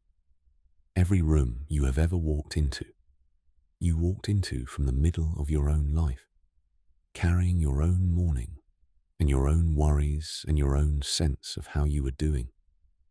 That is not arrogance. It is simply where you happen to be standing, and there is nowhere else available to stand. And every single other person in that room is doing precisely the same thing, from their own middle. The people in that leisure centre were not an audience sitting in the dark with the house lights down, watching a stage. Every single one of them was at the centre of their own Saturday afternoon, with their own list of things to do afterward, their own quiet worry about their own body, which most of them also had, and none of them mentioned. Their own child in armbands at the shallow end saying, "Watch this, watch this, watch this." The room she gave 11 years to was made entirely of other people, every one of whom was busy being the center of their own room. There was no audience. There was never an audience anywhere, in any of those years. There is no such thing, and there never has been. Now, I want to be careful here, because there is a version of this that is glib and not quite true. And if I say it, you will rightly stop listening to the rest of this. The glib version goes, nobody is looking, nobody cares. It is all in your head. You are worrying about nothing. That is not quite right. And more importantly, it is not honest. And everybody who has ever been told it can feel the dishonesty in it immediately. People do look. That is true, and there is no point pretending otherwise. Human beings are social animals, and they glance at one another more or less constantly. And they always have. Some people are unkind. A small number of people are unkind out loud. And a smaller number are unkind out loud to strangers. And if something like that has happened to you, it happened. I am not going to stand here and tell you that you imagined it, because you did not. And because that is exactly the sort of thing that makes people switch a recording off. The accurate version is a good deal narrower than that, and it is this. People look for about a second and a half, and then they go back to their own lives, and they do not think about it again. Ever. That is what the research keeps finding. And it is about as well established as these things get. The glance is real. The verdict, occasionally, is real too. What does not exist, what has never existed anywhere outside your own head, is the sustained attention, the ongoing assessment, the room-wide judgment being quietly agreed on, the thing that gets carried out of the building and discussed in the car park. That has never happened. Not once about you in any building you have ever walked into in your entire life. There has been no meeting. No conclusion was reached about you anywhere. And here, laid out plainly and without any softening, is what that cost. She gave 11 years to a second and a half. 11 summers on plastic chairs by a vending machine. In a coat, in a warm building, with a bag on her lap. Watching her own children playing in water that she loved and had loved since she was 9 years old. All of it in order to avoid perhaps 90 seconds of glancing, spread across a whole afternoon that every single person doing the glancing would have forgotten by tea time. And here is the part that turns this from a psychology fact into something worth putting into a sleep recording. The looking is not really the point at all, because here is what she found out on the steps in Coventry. And it is the thing she is genuinely annoyed about, 11 years on. Even if they had all looked, even if every single person in that hotel pool in Coventry had turned and stared for a full 10 seconds, and one of them had said something, and she had heard it, it would still have been worth it, because on the other side of that 8 meters of wet tile was her 11-year-old daughter, in the water, showing her something. And there is no arrangement of glances anywhere in the world that outweighs that. There never was. The scales were never even close. That is the real arithmetic, and it has almost nothing to do with whether anybody is looking. It is about what the avoidance actually costs, set honestly against whatever was waiting on the other side of it. And when people finally do that sum properly, out loud, for the first time, which is nearly always years later, sitting on some steps somewhere with wet hair, the answer comes out the same way every time. And it is nearly always uncomfortable. And it is nearly always accompanied by a short laugh in the wrong place. Let us rest here for a while. Nobody is looking at you tonight. That much is simply and plainly true, in the most literal sense available. The room is dark and empty, and you are lying down in a bed with your eyes closed. But it is worth noticing something else about this hour, which is the reason so many people find the dark easier. For the next several hours, you are entirely unobserved. There is no version of you being presented to anybody. There is no arrangement of yourself for a room, no angle being managed, no awareness of where anybody is standing. This is the only stretch of the whole day in which the body is not being looked at by anybody at all, not by strangers, not by anybody who loves you. And for these few hours, not by you either, which is the one that actually matters and the one that has been running longest. Let the shoulders come down. Let the arms be heavy. Let the hands lie open on the blanket.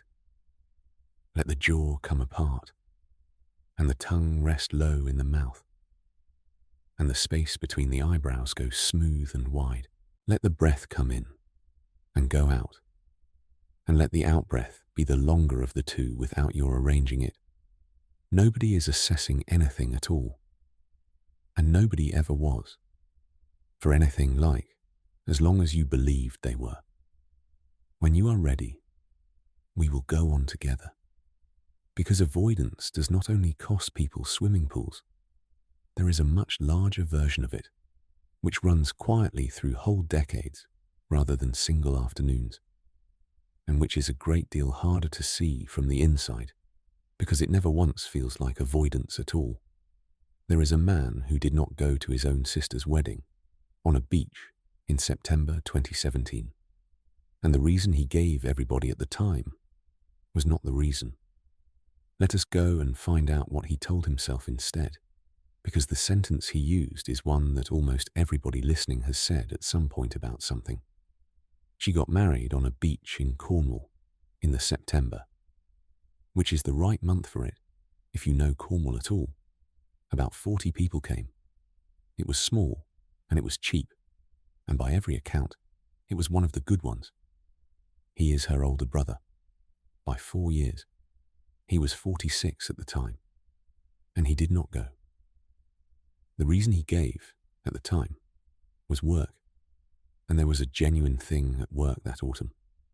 It was real, and it was inconvenient, and it would have been difficult. He used it. It held up completely. Nobody in that family has ever questioned it, and nobody ever will now. And that is the part he finds hardest. The actual reason was the invitation. It had said beach. It had said barefoot, which his sister thought was a charming detail, and which he read 4 times. And there had been a cheerful line about the reception being outdoors and informal and going on into the evening. He understood immediately, in about 2 seconds, exactly what all of that would involve.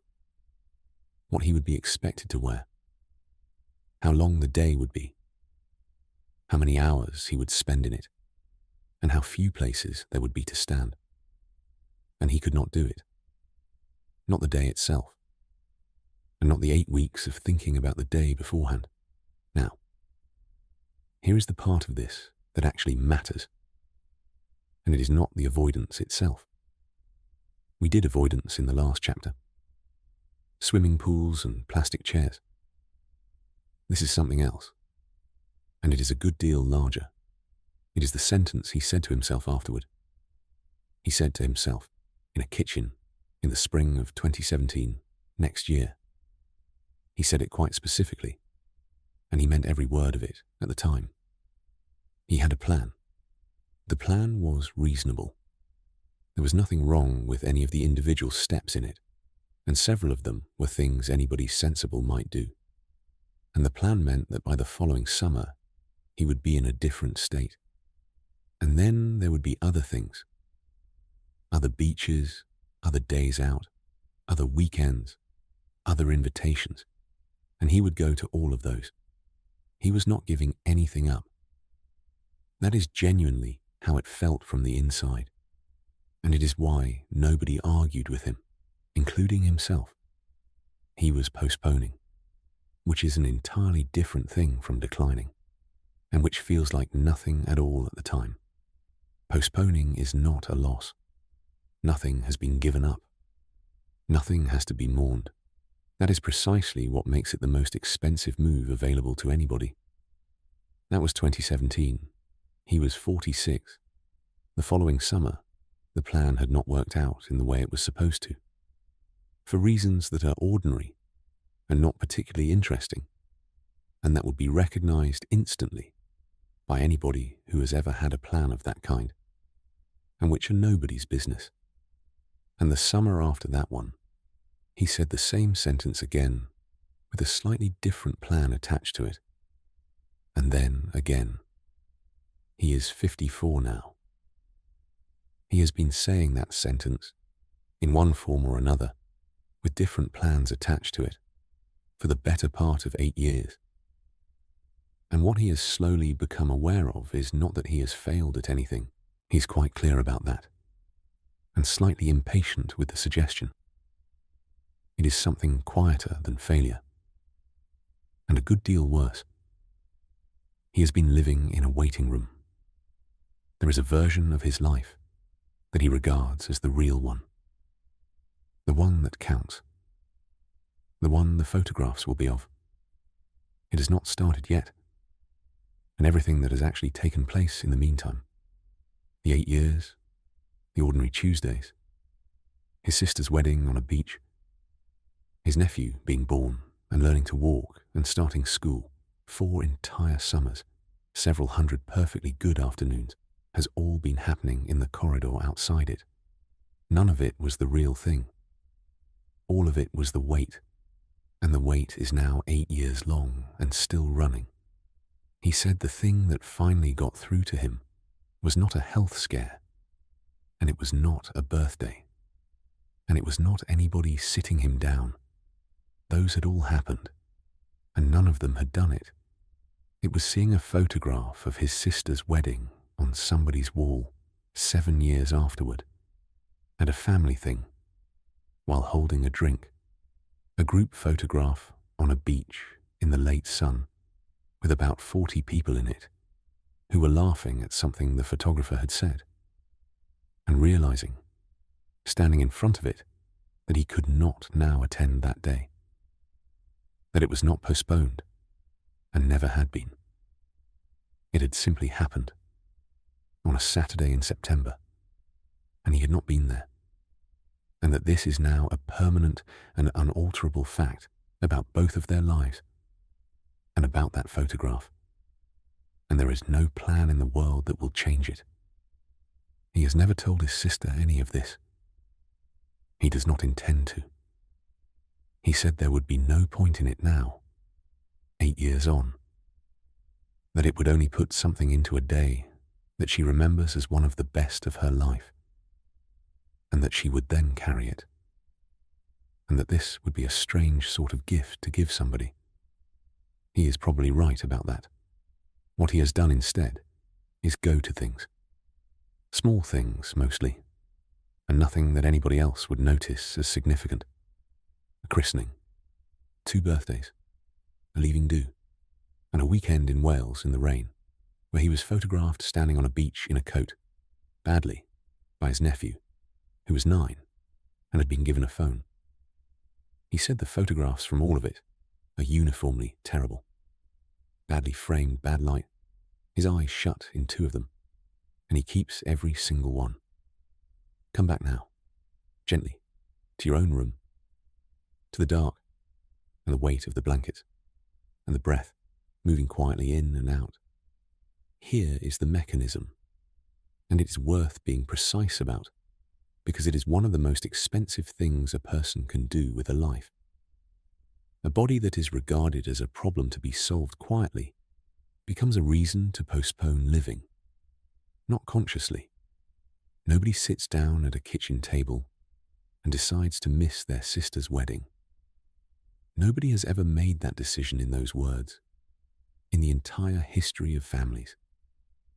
It is not a thing anybody would agree to if it were put to them plainly. It works through a sentence instead. One sentence which does all of the work, and which sounds so completely reasonable that in 30 years Nobody has ever challenged it, including the person saying it. When I have sorted this out, then I will. Then I will go to the beach. Then I will get in the water with my children. Then I will let somebody take the photograph rather than offering to hold the camera. Then I will go dancing at that wedding. Then I will wear that. Then I will go to the reunion. Then I will let somebody see me properly with the light on without arranging anything first. Then, not now, when this is sorted out, notice what that sentence quietly does to your life while nobody is watching it. It takes your actual life, the one that is happening now, in this body, on these particular ordinary Tuesdays, with these particular people who are currently alive, and quietly reclassifies the whole thing as a rehearsal. It turns the present into a before picture, and a before picture is not a life. It has never once been a life, for anybody. It is a thing a person is photographed in for one specific purpose, so that it can be looked back on later, from somewhere better, with distaste. That is its entire function. It exists to be improved upon. Nobody has ever lived in a before picture. Nobody was ever supposed to. You endure a before picture. You get through it. And the whole point of it is that it is not the part that counts. Here is where the tradition has something exact to say about this. And the useful thing about it is that it is not about bodies at all. It was not written for anybody in this situation. It applies to it anyway, which is generally a sign that something is true. This whole enormous collection of teachings comes back, again and again, over thousands of pages, to one fairly simple observation about human beings. We are almost never in the life we are actually in. We are in the improved version that has not arrived yet, or we are in the corrected version of the past, the one where we said the right thing. And the present moment, which is the only place where anything has ever happened, or ever could, gets treated as a corridor between the two. Somewhere to be got through on the way to somewhere real. Somewhere that does not count. And the teaching does not say that wanting things to be different is wicked or greedy or something to be ashamed of. It is not a moral point at all, and it never was in the original. It says something a good deal more useful and a good deal harder to argue your way out of at 1 a.m. That a life lived permanently in the anticipated version is a life that nobody is actually living, not the person waiting, and not anybody else either. The years still pass at exactly the same rate. The days still get spent, one after another, at the usual price. They simply get spent standing in a corridor, waiting for a door to open that nobody is on the other side of. You cannot attend a wedding in 2018. There has never been a wedding in 2018 to attend. There is only ever the one you are actually invited to, on the actual date printed on the card, in whatever weather turns up, in the body you happen to have on the day. That is the only version that has ever been on offer, for anybody, at anything. And I want to say something quite carefully here, because this chapter could very easily be misheard, and misheard in a way that would do somebody harm. None of this means that a person should not want to change something about their body. None of it means they should not work at something, or have a goal, or care about how they feel in a shirt. That is entirely their own business, and this recording has no opinion about it whatsoever, and is not going to develop one. The question is not whether you have a plan. Plans are fine. Most people have one, and there is nothing the matter with any of them. The question is whether your life has quietly been made conditional on it. Those are two completely different arrangements, and from the outside, they can look identical for years. One of them is a person doing something, working at a thing in an ordinary way, alongside a life that continues. The other is a person waiting for permission from themselves before the life is allowed to start, and setting the terms of that permission somewhere high enough that it has never once been granted in 8 years, and then quietly moving them a little further out on the 2 or 3 occasions when it got close.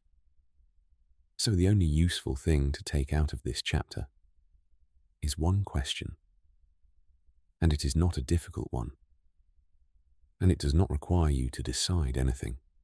What are you not doing until this is sorted out? Not to answer tonight, not to fix, not to plan, not to resolve, just to notice whether there is a list. Most people have one. Most people have never once looked at it directly, because it is not kept anywhere, and nothing on it has ever been written down, and the items on it are almost always a great deal smaller and more ordinary than the size of the avoidance would suggest. That is the thing that surprises people when they finally look. A swimming pool on a Thursday morning. A photograph at a birthday, rather than offering to be the one holding the camera. A dance at a wedding. A short-sleeved shirt in July. A weekend somewhere warm. Somebody seeing you with the light on rather than off. Small things. Ordinary things. The sort of things that are not worth mentioning to anybody individually. 8 years of them, though. Let us rest here for a while. Nothing at all is conditional tonight. You are not waiting for anything in order to be allowed to lie in a warm bed in the dark. Nobody has ever had to qualify for this. There is no version of a person that is required first, and no standard to be met, and nothing to be sorted out beforehand. It is the one thing in a whole human life that has never once asked anybody to be anything first. Let the shoulders come down. Let the arms be heavy. Let the hands lie open on the blanket. Let the jaw come apart, and the tongue rest low in the mouth, and the space between the eyebrows go smooth and wide. Let the breath come in and go out, and let the out-breath be the longer of the two without your arranging it. This is not the corridor. This is the life. It is happening now, tonight, in this body, in this room, in the dark. And it has been happening the entire time. There was never going to be a different one waiting further along.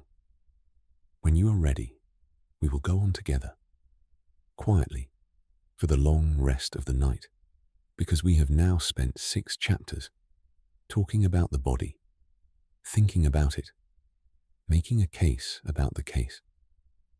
And there is something else available, which we have not done at all yet, and which is the oldest instruction in this entire tradition. Not thinking about it, not assessing it, not deciding anything about it, just going in and having a slow look around from the inside, the way a person walks through a house they have lived in for 20 years and never once actually looked at. Let us go home for a while. It is only across the room, and you are already there. There is a difference between inspecting a house and visiting one. Everybody knows it the moment it is pointed out, and almost nobody has ever thought about it before that. An inspection has a clipboard in it. It moves through the rooms at a steady pace, looking for problems, because that is its entire job. And it finds them, because there are always some in any house that has been lived in. It is not interested in the light that comes into the back bedroom at 4 o'clock in October. It has no column for that. It is interested in the damp and the wiring and the thing behind the cupboard that somebody papered over in 1994 and hoped nobody would find. A visit is an entirely different activity, carried out in exactly the same building by a person who is in no hurry. A visit wanders. It has no route. It stops at a window for no particular reason and stands there for a minute. It notices that one room is warmer than the hall and does not do anything about that information. It has nothing to find, nothing to report, and no form to fill in at the end. And when a visit is over, there is no verdict, not a good one, and not a bad one, because nobody was assessing anything at any point. For most of your life, in this particular house, you have been inspecting. Decades of clipboards. Every mirror, a small inspection. Every photograph, a report. Tonight, for the next half hour or so, we are going to visit instead. Now, before we go in, one thing about how this works. This is the practice we mentioned right at the start of the night, the one called Kayagata Sati, mindfulness immersed in the body. What we are about to do for the next half hour is more or less exactly what those instructions describe, with the technical language taken out of it. Know the body from within it. Know it while it is lying down. That is the entire instruction, in full, and it is 2,500 years old and has not needed updating. There is nothing to achieve in the next half hour. Nobody is doing this well, and nobody is doing it badly, and there is no state you are supposed to arrive in by the end of it. If your attention wanders off somewhere else entirely and stays there for 10 minutes, that is completely fine, and it is not a failure of anything. And if you fall asleep somewhere in the middle of it, then the whole thing has worked considerably better than if you had stayed politely awake with me to the end. There is one rule for the next half hour, and it is the only one, and everything else can be ignored. We are not assessing anything, not a single thing, not once. If a judgment arrives, and one will, probably several, that is not a failure either. Judgments have been arriving in you for 40 years, uninvited, at a rate of dozens a day. They are not going to stop tonight because a voice on a recording politely asked them to, and it would be strange to expect it. So just notice it, the way you would notice a car going past outside on a wet road. It arrives, it is there for a moment, it goes past. You do not have to do anything about a car, and then come back to the sensation. The sensation is the practice. The verdict is only the traffic outside it. So, let the whole weight of you be given over completely to the bed, not held anywhere, not supported, not managed, not partly kept back in case it is needed. Hand it over entirely. Feel where you are held most firmly, wherever that happens to be for you tonight. The back of the head, if you are lying on your back, the shoulder blades, the hip, and the shoulder, if you are on your side, the backs of the heels. Those are the places taking your weight at this moment. They have been quietly taking it since the moment you lay down, without any complaint and without being thanked. And let each of those places give up a little more than it was giving a moment ago. And then, after a breath or two, a little more again. There is nearly always more available. There nearly always has been. Let us begin at the top and come down through it slowly, without hurrying any of it, without checking on the progress, and without minding at all if we lose our place along the way. Start at the very top of the head, the scalp. Notice, first of all, that there is a scalp at all, which most people go entire decades without noticing. It is warm. It is in contact with a pillow somewhere along the back of it. It has hair growing out of it, or it does not, or it has less than it once did, and not one of those facts is being assessed tonight by anybody at all. It is doing nothing whatsoever at this moment. It has done nothing all day. It has never once asked you for anything in the whole of your life. Let it be loose, the whole of it, right back over the crown of the head to where it meets the neck at the bottom. the forehead, and the temples either side of it, wide and cool and smooth. This is where a great deal gets held during an ordinary day. Concentration lives here. So does mild irritation. So does reading small print on a phone and looking into low winter sun and worrying about somebody.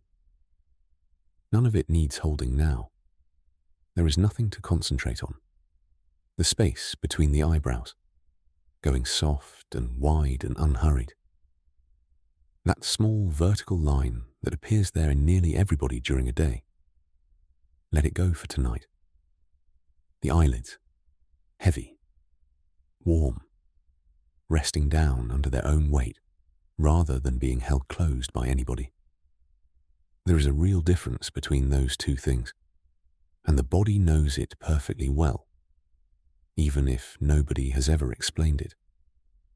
And all the small muscles around the eyes, which have been working continuously since you opened them this morning, and have not once been off duty in 18 hours. Let all of those go now. And behind the eyes, where there is very often a quiet peering going on that nobody has ever mentioned to anybody because there are no words for it, and it would sound strange. A sort of leaning forward that happens inside the head.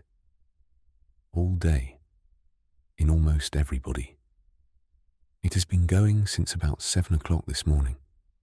Let that rest back into the head, all the way back, as though the eyes were sinking gently into the skull. The cheeks, soft and heavy, hanging on the bones rather than being arranged. The jaw. Let the teeth come apart very slightly, so that they are not touching each other at any point at all. This is one of the great unnoticed efforts of a human life. It goes on in most people for hours at a stretch, at desks and in traffic and asleep, and almost nobody has ever once caught themselves doing it. Let it stop for tonight. Nothing is being held together by a jaw. The tongue, resting low and wide in the mouth, not pressed up against anything at all. The throat, open and easy, with nothing at all being held in it, nothing being swallowed down, nothing waiting there to be said to anybody. The back of the neck, long and unhurried. It has been holding a head up all day, which is heavier than anybody imagines. It is not holding it now. The pillow has it. The shoulders now, which is where most of this gets carried. Coming down, and back, and into the bed, and then further than that, and then further again than you would think was possible, because they have been up for a very long time, not only tonight, and not only this week. The upper arms, heavy, lying wherever they have fallen. The elbows, doing nothing. The forearms, and the small bones of the wrists, and everything in them let go. And the hands, both of them, the palms of them, which are usually warmer than the rest, the backs of them, and each of the fingers, one at a time if you like, all the way out to the tips of them.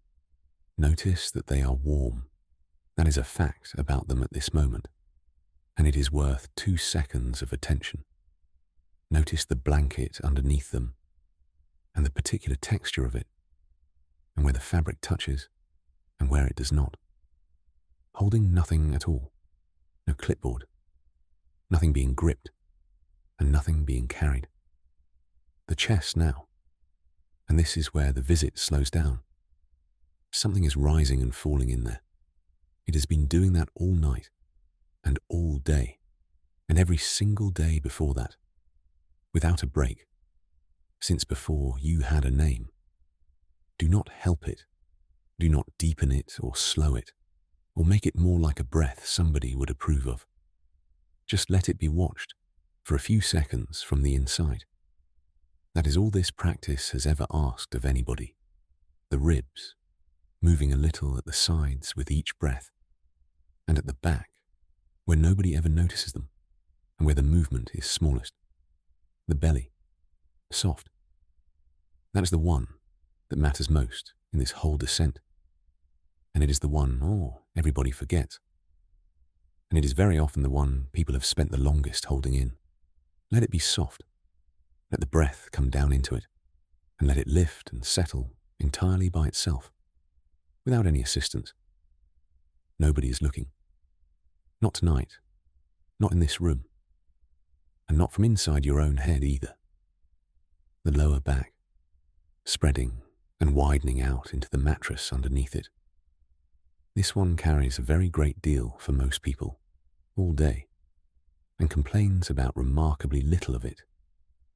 The hips, giving their whole weight downward, letting the bed take all of it. The thighs, heavy all the way round, front and back and both sides. The knees, unlocked, soft, doing absolutely nothing at all tonight. There is no hill in front of them. There is no gate. There is nothing whatsoever being asked of them between now and the morning. The calves, releasing whatever they were still holding from the walking they did today. The shins, which nobody ever thinks about at all. The ankles, both of them, doing absolutely nothing. The tops of the feet, where the blanket rests on them. And the soles of the feet, which carried you through the entire of today. Every step of it, on pavements and carpet and stairs, without once being asked and without once refusing, and which have not been thought about a single time since you took your shoes off this evening. And now the whole of you at once, from the scalp to the soles, warm, still, horizontal, in a dark room, in the middle of an ordinary night, in the only place you have ever lived and the only one you ever will. Let the whole front of the body be soft, the throat, the chest, the belly, the tops of the thighs. That is where people hold themselves ready without ever having decided to. It is the surface that faces the world, and it has been facing it since 7 o'clock this morning. And let the whole back of the body be heavy, the entire length of it, from the base of the skull all the way down to the heels, pressing gently into whatever is underneath it and going nowhere at all, and not required anywhere until morning. Now, notice something about the last few minutes, and then we will let even this go. In the whole of that, there was nothing to look at. Not one single thing. Go back over it if you like. There was warmth. There was weight. There was pressure and movement and temperature and the particular feeling of a blanket resting on the backs of the hands. There was a jaw coming apart, a belly going soft, a neck that stopped holding a head up after 18 hours of holding one. None of it had an appearance. Not one item on that list looks like anything at all. None of it could be photographed. None of it could be compared with anybody else's. Nobody in the world could have assessed a single thing in that entire half hour. And that includes you, and you are the one who has been doing the assessing for 40 years. There was simply nothing there at any point for a clipboard to write down. Not one line of it. And that is the body. That, right there. All of it. And nothing else. That is the thing you have been living inside for the whole of your life. On every day of it, without 1 hour's break. And the other one, the picture, the reversed image, the frozen 10,000th of a second, that has never been the body at all. It has only ever been a rumor about it. A reversed, frozen, badly lit rumor, told by an unreliable witness, and believed for decades without anybody once checking the source. Let us rest here for a long while, in the house, with the clipboard put away somewhere. There is nothing more to do tonight. Nothing to understand, nothing to work out, nothing to decide, and nothing at all that has to be resolved before the morning comes. You are home, You have always been home. There was never anywhere else to be, and you have never once in your life been away from it, not for a second, and you never will be. Let the breath come and go without any management whatsoever. It has been running all evening without your supervision, and it has done perfectly well. A little longer on the way out, if that happens by itself. And if it does not happen, leave it completely alone. When you are ready, we will go on together, quietly, for the end of the night, because there is one more thing that has to be said before the end of tonight, and it is the honest one, and it would be genuinely irresponsible to finish a night like this one without it. Nothing in the last 3 hours has been an argument for ignoring your body. Let us be completely clear about that before we finish. In plain words, once.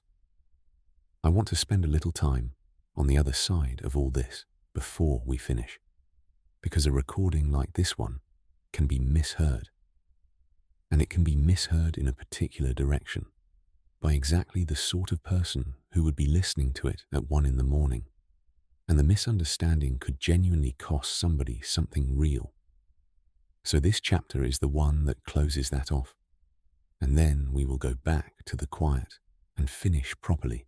Let us be plain about it for a few minutes, and then we can go back to the quiet and finish the night properly. Acceptance is not neglect. They are not even slightly the same thing. Nothing in this entire night has been an argument for ignoring your body. Nothing in it says that you should stop noticing what it tells you, or that noticing is somehow the second arrow. Nothing in it suggests that a symptom is merely a story you have been adding on top of a sensation, or that the right frame of mind would make something go away. That would be a serious misreading of every chapter so far. And it is the sort of misreading that people make quietly, on their own, without ever mentioning it to anybody, which is exactly why it is worth closing off properly here, rather than hoping nobody makes it. Some things are real, and they are real regardless of what anybody thinks about them. Some things need looking at, and a few things need looking at reasonably soon, rather than after Christmas, rather than whenever there is a gap, because there is never a gap. Go back to the teaching from the middle of the night, the 2 arrows. That teaching does not say there is no first arrow. It says precisely the opposite, and it says it first. The first arrow is real. It lands, and it hurts. The entire discourse assumes the pain is genuine. That is its starting point. It has no interest whatsoever in persuading anybody that they are imagining things. And neither has this recording, and neither should anything else you ever listen to at this hour. And there is a specific danger in this whole subject that is worth naming out loud. Once, clearly. It is the actual reason this chapter exists at all, and the reason it sits here at the end, rather than being quietly left out for the sake of a smoother night. Remember the nurse from the beginning of the night, and what she said about which patients are hardest to help. Not the difficult ones, not the frightened ones, not the ones in the most pain, the ones who are ashamed of their own bodies, because shame produces silence. And silence is where the actual damage happens in this subject. It produces 4 months of not mentioning something to anybody at all, not to a doctor, and very often not to the person sleeping beside you either, who would want to know and would not mind. It produces answering the precise question that was asked, and not the one that was being got at, which people turn out to be extremely good at, without ever having practiced it once. It produces waiting until after Christmas, and then until after the holiday, because it would spoil the holiday, and everybody has been looking forward to it, and then until things are less busy at work, which they never are. In anybody's job, at any point, a person at war with their body does not look after it. They avoid it. And that is the actual risk in this whole subject. It is a very great deal larger than the risk of somebody somewhere accepting themselves a bit too enthusiastically, which is the risk everybody worries about, and which has, as far as anybody can tell, never harmed a single person. So, plainly, and only once, and then we will leave it alone. This is not a medical program, and I am not a doctor, and I have no business pretending otherwise. If something in your body has changed, and it has stayed changed, and it has not gone away in the time you privately gave it to go away, that is worth having somebody look at, not because you are a problem that needs dealing with, not because there is something wrong with you, not as a punishment, and not as an admission of anything, and not because you have failed at some standard of self-maintenance, because you live there, because it is the only address you have ever had or ever will have, and because knowing is nearly always better than the version of not knowing that runs at 2 a.m. And if the real reason you have not gone is that the thought of being examined is unbearable, or the thought of somebody looking at that particular part of you, the one the whole argument has always been about, then it is worth knowing something. That is one of the most common reasons in the world for not going. It is not unusual. It is not shameful. And it is not a thing that would surprise or interest or even particularly register with anybody who does that job for a living. They have seen it a great many times. They see it every single week in people of every age and every description, and they will see it again on Monday morning before 10 o'clock. It is not news to them, and it never has been. And nothing about you is going to be the exception. Remember that nurse. 26 years and 4,000 houses. Nothing anybody shows her is the worst thing she has seen this month. Very probably, it is not the worst thing she has seen this week. And that is not a lack of care on her part. It is the opposite. That is precisely the thing that makes her safe to be seen by. There is a second version of all this, and I want to say it slowly and carefully, because it belongs to fewer people, but matters more to them. For some people listening tonight, the argument with the body is not the ordinary background hum that most people carry. It is louder than that, and it has been going on for longer, and somewhere along the way, without any single moment where it happened, it started to organize a good deal more of the day than they would ever want to say out loud to anybody. If eating, or not eating, or exercise, or checking in a mirror has become something with rules attached to it, rules that have quietly got stricter over the months, and that are genuinely difficult to break even on the days when you want to, then that is not a thing that a 3-hour recording can solve, however well written it is, and however much of it anybody listens to. I'm not going to pretend otherwise, and it would be dishonest of me to try. That is a thing that people get real help for. Ordinary people, in very large numbers, every week, from their own doctor. Not exceptional people. Not people in a crisis, and not people at the end of anything. Ordinary people who simply said it out loud, once, to somebody whose job it is to hear that sentence and not react to it. That is generally the whole of the first step. One sentence, said out loud, in a room, to somebody who has heard it before. And going is not a failure of practice. It is not a sign that you were not listening properly tonight, or that the teachings did not take, or that you failed to try hard enough on your own for long enough. It is not an admission of anything at all, to anybody. It is exactly the same as the knee, exactly the same as the thing that has stayed changed and not gone away. It is a person deciding that the place they live in is worth having somebody look at. That is all it has ever been. It is the least dramatic decision available to anybody, and it is very often the best one they make that year. If any of that landed tonight, if you found yourself recognizing something in it rather than listening past it, then please treat that gently rather than filing it away. And please talk to somebody who can actually help. Not tonight, obviously. Nothing gets talked about usefully at this hour.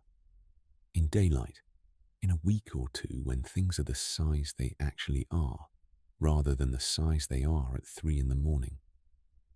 There is no version of this recording that replaces that conversation. And there was never meant to be one. 3 hours of stories is a perfectly good way to spend a difficult night. It is not care, and it was never meant to be mistaken for care. Come back now, gently, to your own room, to the dark, and the weight of the blankets, and the breath moving quietly in and out. Now, having said all of that, here is how the two halves of tonight actually fit together, because people hear a chapter like this one and assume it is a retraction, that the first 8 chapters said one thing, and this one is quietly taking it back with a disclaimer. It is not. They are not in tension at all. They are the same argument, and it is worth 2 minutes to see why. People tend to assume there's a straight line running between 2 poles, neglect at one end, hostility at the other. And the sensible thing, the balanced thing, being to aim for somewhere reasonable in the middle of it, that is not the shape of it at all. Hostility and neglect are the same position. They are not opposite ends of anything. They are 2 expressions of one single relationship. The same relationship, wearing different clothes. A relationship in which a person is not on speaking terms with the place they live. Somebody who punishes their body, and somebody who ignores it completely and has not looked properly in a decade, are doing the same thing from 2 different angles. Neither of them is tending anything. Both of them are at war. One has simply stopped turning up to the battles, which looks a great deal like peace from the outside, and is not peace, and never becomes peace, no matter how many years it goes on for. So what we have been describing all night is not a midpoint between those 2 things. There is no midpoint. There is nothing in between them, because they are the same place. It is a different relationship altogether. It is the relationship you would have with something you were responsible for and quite fond of. Think honestly about how you treat a thing like that. Not a project with a deadline, not something you are improving, something in your care, something you are simply responsible for, indefinitely, without a choice about it. You notice when it is not right. You notice quite quickly, because you are around it constantly, and you are paying a perfectly normal amount of attention to it. You do not panic about it and start reading things at midnight, but you also do not ignore it for 4 months and hope it resolves itself. You get it looked at, without any drama at all, reasonably promptly, because it matters to you, and because leaving it would be worse for the thing you are fond of. You do not stand over it demanding that it be a different thing than it is. You do not punish it for being what it is, or withhold anything from it, or speak to it the way you have been speaking to yourself since about 1998. And you do not stop noticing it altogether because looking at it has become uncomfortable. That is the whole of it. That is the entire proposal. That is what has been on offer for 3 hours, dressed up in stories about shoeboxes and gates and hotel swimming pools in Coventry. Not love, not celebration, not enthusiasm, and not indifference either. which is the other thing people reach for when love is not available. Ordinary care, the sort you would extend without a second's thought to anybody else's body, to a friend who had hurt their back, to a child, to most of the objects you own, honestly, to an animal, certainly. Nobody in the world shouts at a dog for getting older or for being the shape that it is, and which you have somehow never once extended across 50 years to the only home that you are ever going to have. Not because you are cruel, because nobody ever suggested it, and because the argument started long before you were old enough to notice it starting. Let us rest here for a while. Nothing is being decided tonight. Nothing has to be booked, or faced, or looked up, or arranged in the dark at this hour by somebody who is nearly asleep. If something needs doing, it will still need doing in the morning. It will not have got worse overnight for want of your worrying about it. And the morning is a far better place to do anything from. Things are their actual size in daylight, which is the one advantage daylight has. Let the shoulders come down. Let the arms be heavy. Let the hands lie open on the blanket. Let the jaw come apart, and the tongue rest low in the mouth, and the space between the eyebrows go smooth and wide. Let the breath come in and go out, and let the out-breath be the longer of the two without your arranging it. You are allowed to rest, even with something unresolved, especially with something unresolved, because that is precisely when a person needs the rest most and is least likely to give themselves permission for it. Nothing has ever been repaired at 4 o'clock in the morning by anybody in the whole history of people lying awake. Not one thing, not once, by anybody, ever. When you are ready, we will go on together. One last time, for the end of the night, because we began 3 hours ago, with a woman sitting on a living room floor with the radio on, holding a photograph, saying something out loud to nobody at all in a house that was about to belong to somebody else. And there is one more thing to say about her, and about that photograph. And then we can stop. Let us go back to that living room floor and look at the photograph one last time. The house was cleared by the Friday, in the end, with about 2 hours to spare, and a great deal of help from a nephew. It was sold in the March, and there is a family living in it now, with 2 small children, and a trampoline in the back garden, which is very probably the best thing that could have happened to a house like that after 51 years. Out of 9 boxes, over about 2 days, she kept 9 photographs, which is roughly 1 photograph per box, and which is probably about the correct ratio for anybody's life. And one of them is the one from the garden, herself at 34, mid-sentence, holding a bottle, in somebody's garden in the sun, with 4 people at the edges of the frame, half cut off, who were about to laugh at whatever she was saying. It lives in a drawer in her kitchen, underneath some other things, in with the keys and the takeaway menus. Not framed, and not on any wall.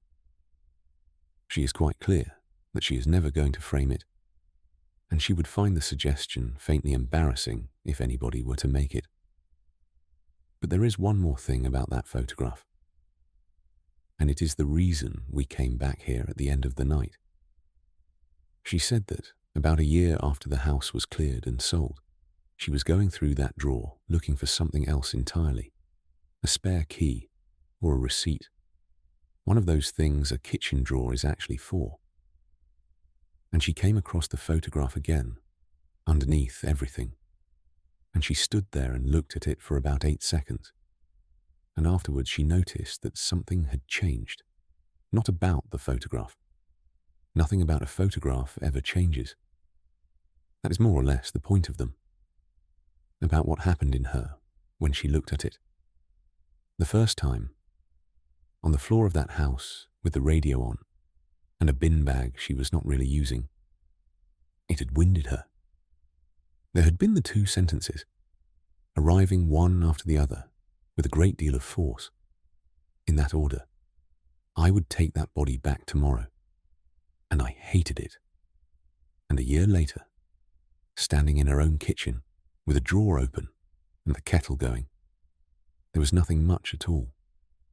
No lurch, no winding, no arithmetic about how old she had been and how old she is now, and no second sentence arriving quietly along behind the first one.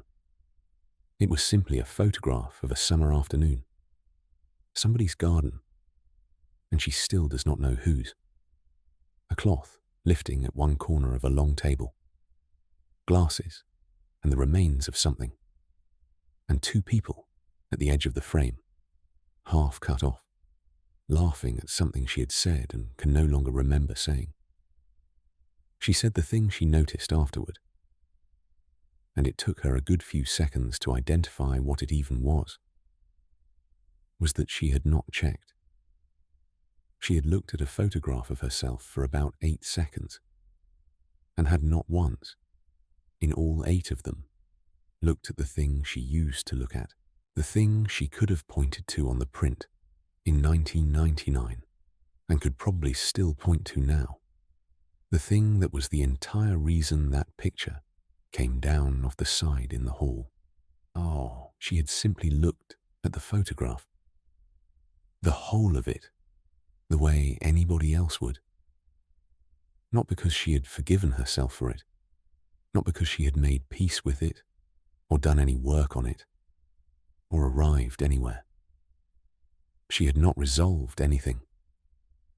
Nobody had said anything particularly useful to her about it in the meantime. There had been no moment at all. She simply had not thought to check. The habit had simply stopped running at some point during that year. Quietly, without announcing that it was stopping, and without leaving a note. And she had not noticed it go. That is generally how these things go, on the occasions when they go at all. Not with a decision, not with a moment anybody could point to afterward and describe. With an absence. Noticed a long time later, in a kitchen, by somebody who was looking for a key. Come back now, one last time, to your own room, to the pillow, to the dark, to the weight of the blanket lying over you, and your own breathing going quietly on underneath it without any help from you at all. Here is where we finish. It is the same place we started 3 hours ago, on a living room floor with a shoebox open, and there is one sentence in it.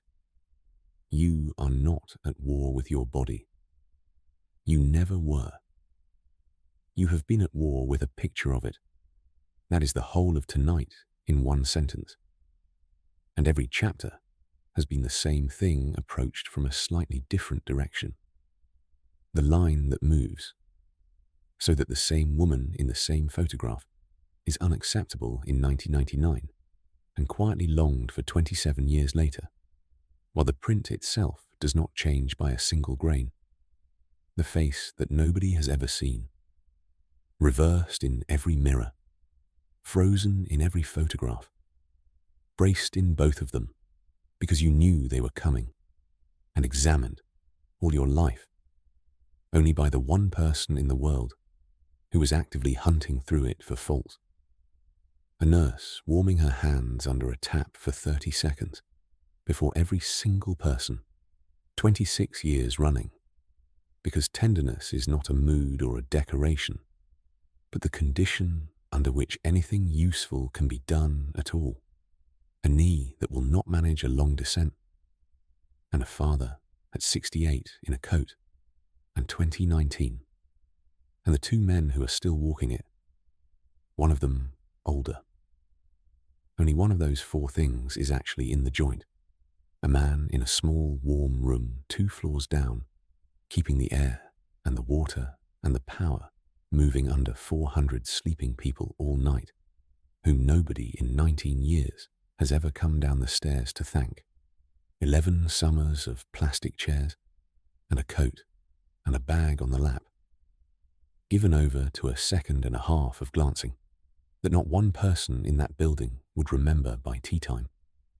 A wedding on a beach in Cornwall that cannot now be attended by anybody, ever, and a photograph of 40 people laughing in the late sun on somebody else's wall.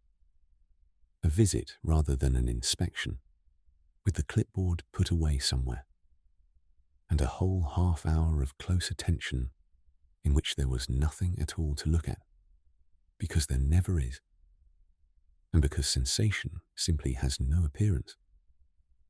And a woman standing at a kitchen drawer a year later, not checking, and not knowing for several seconds that she had not checked.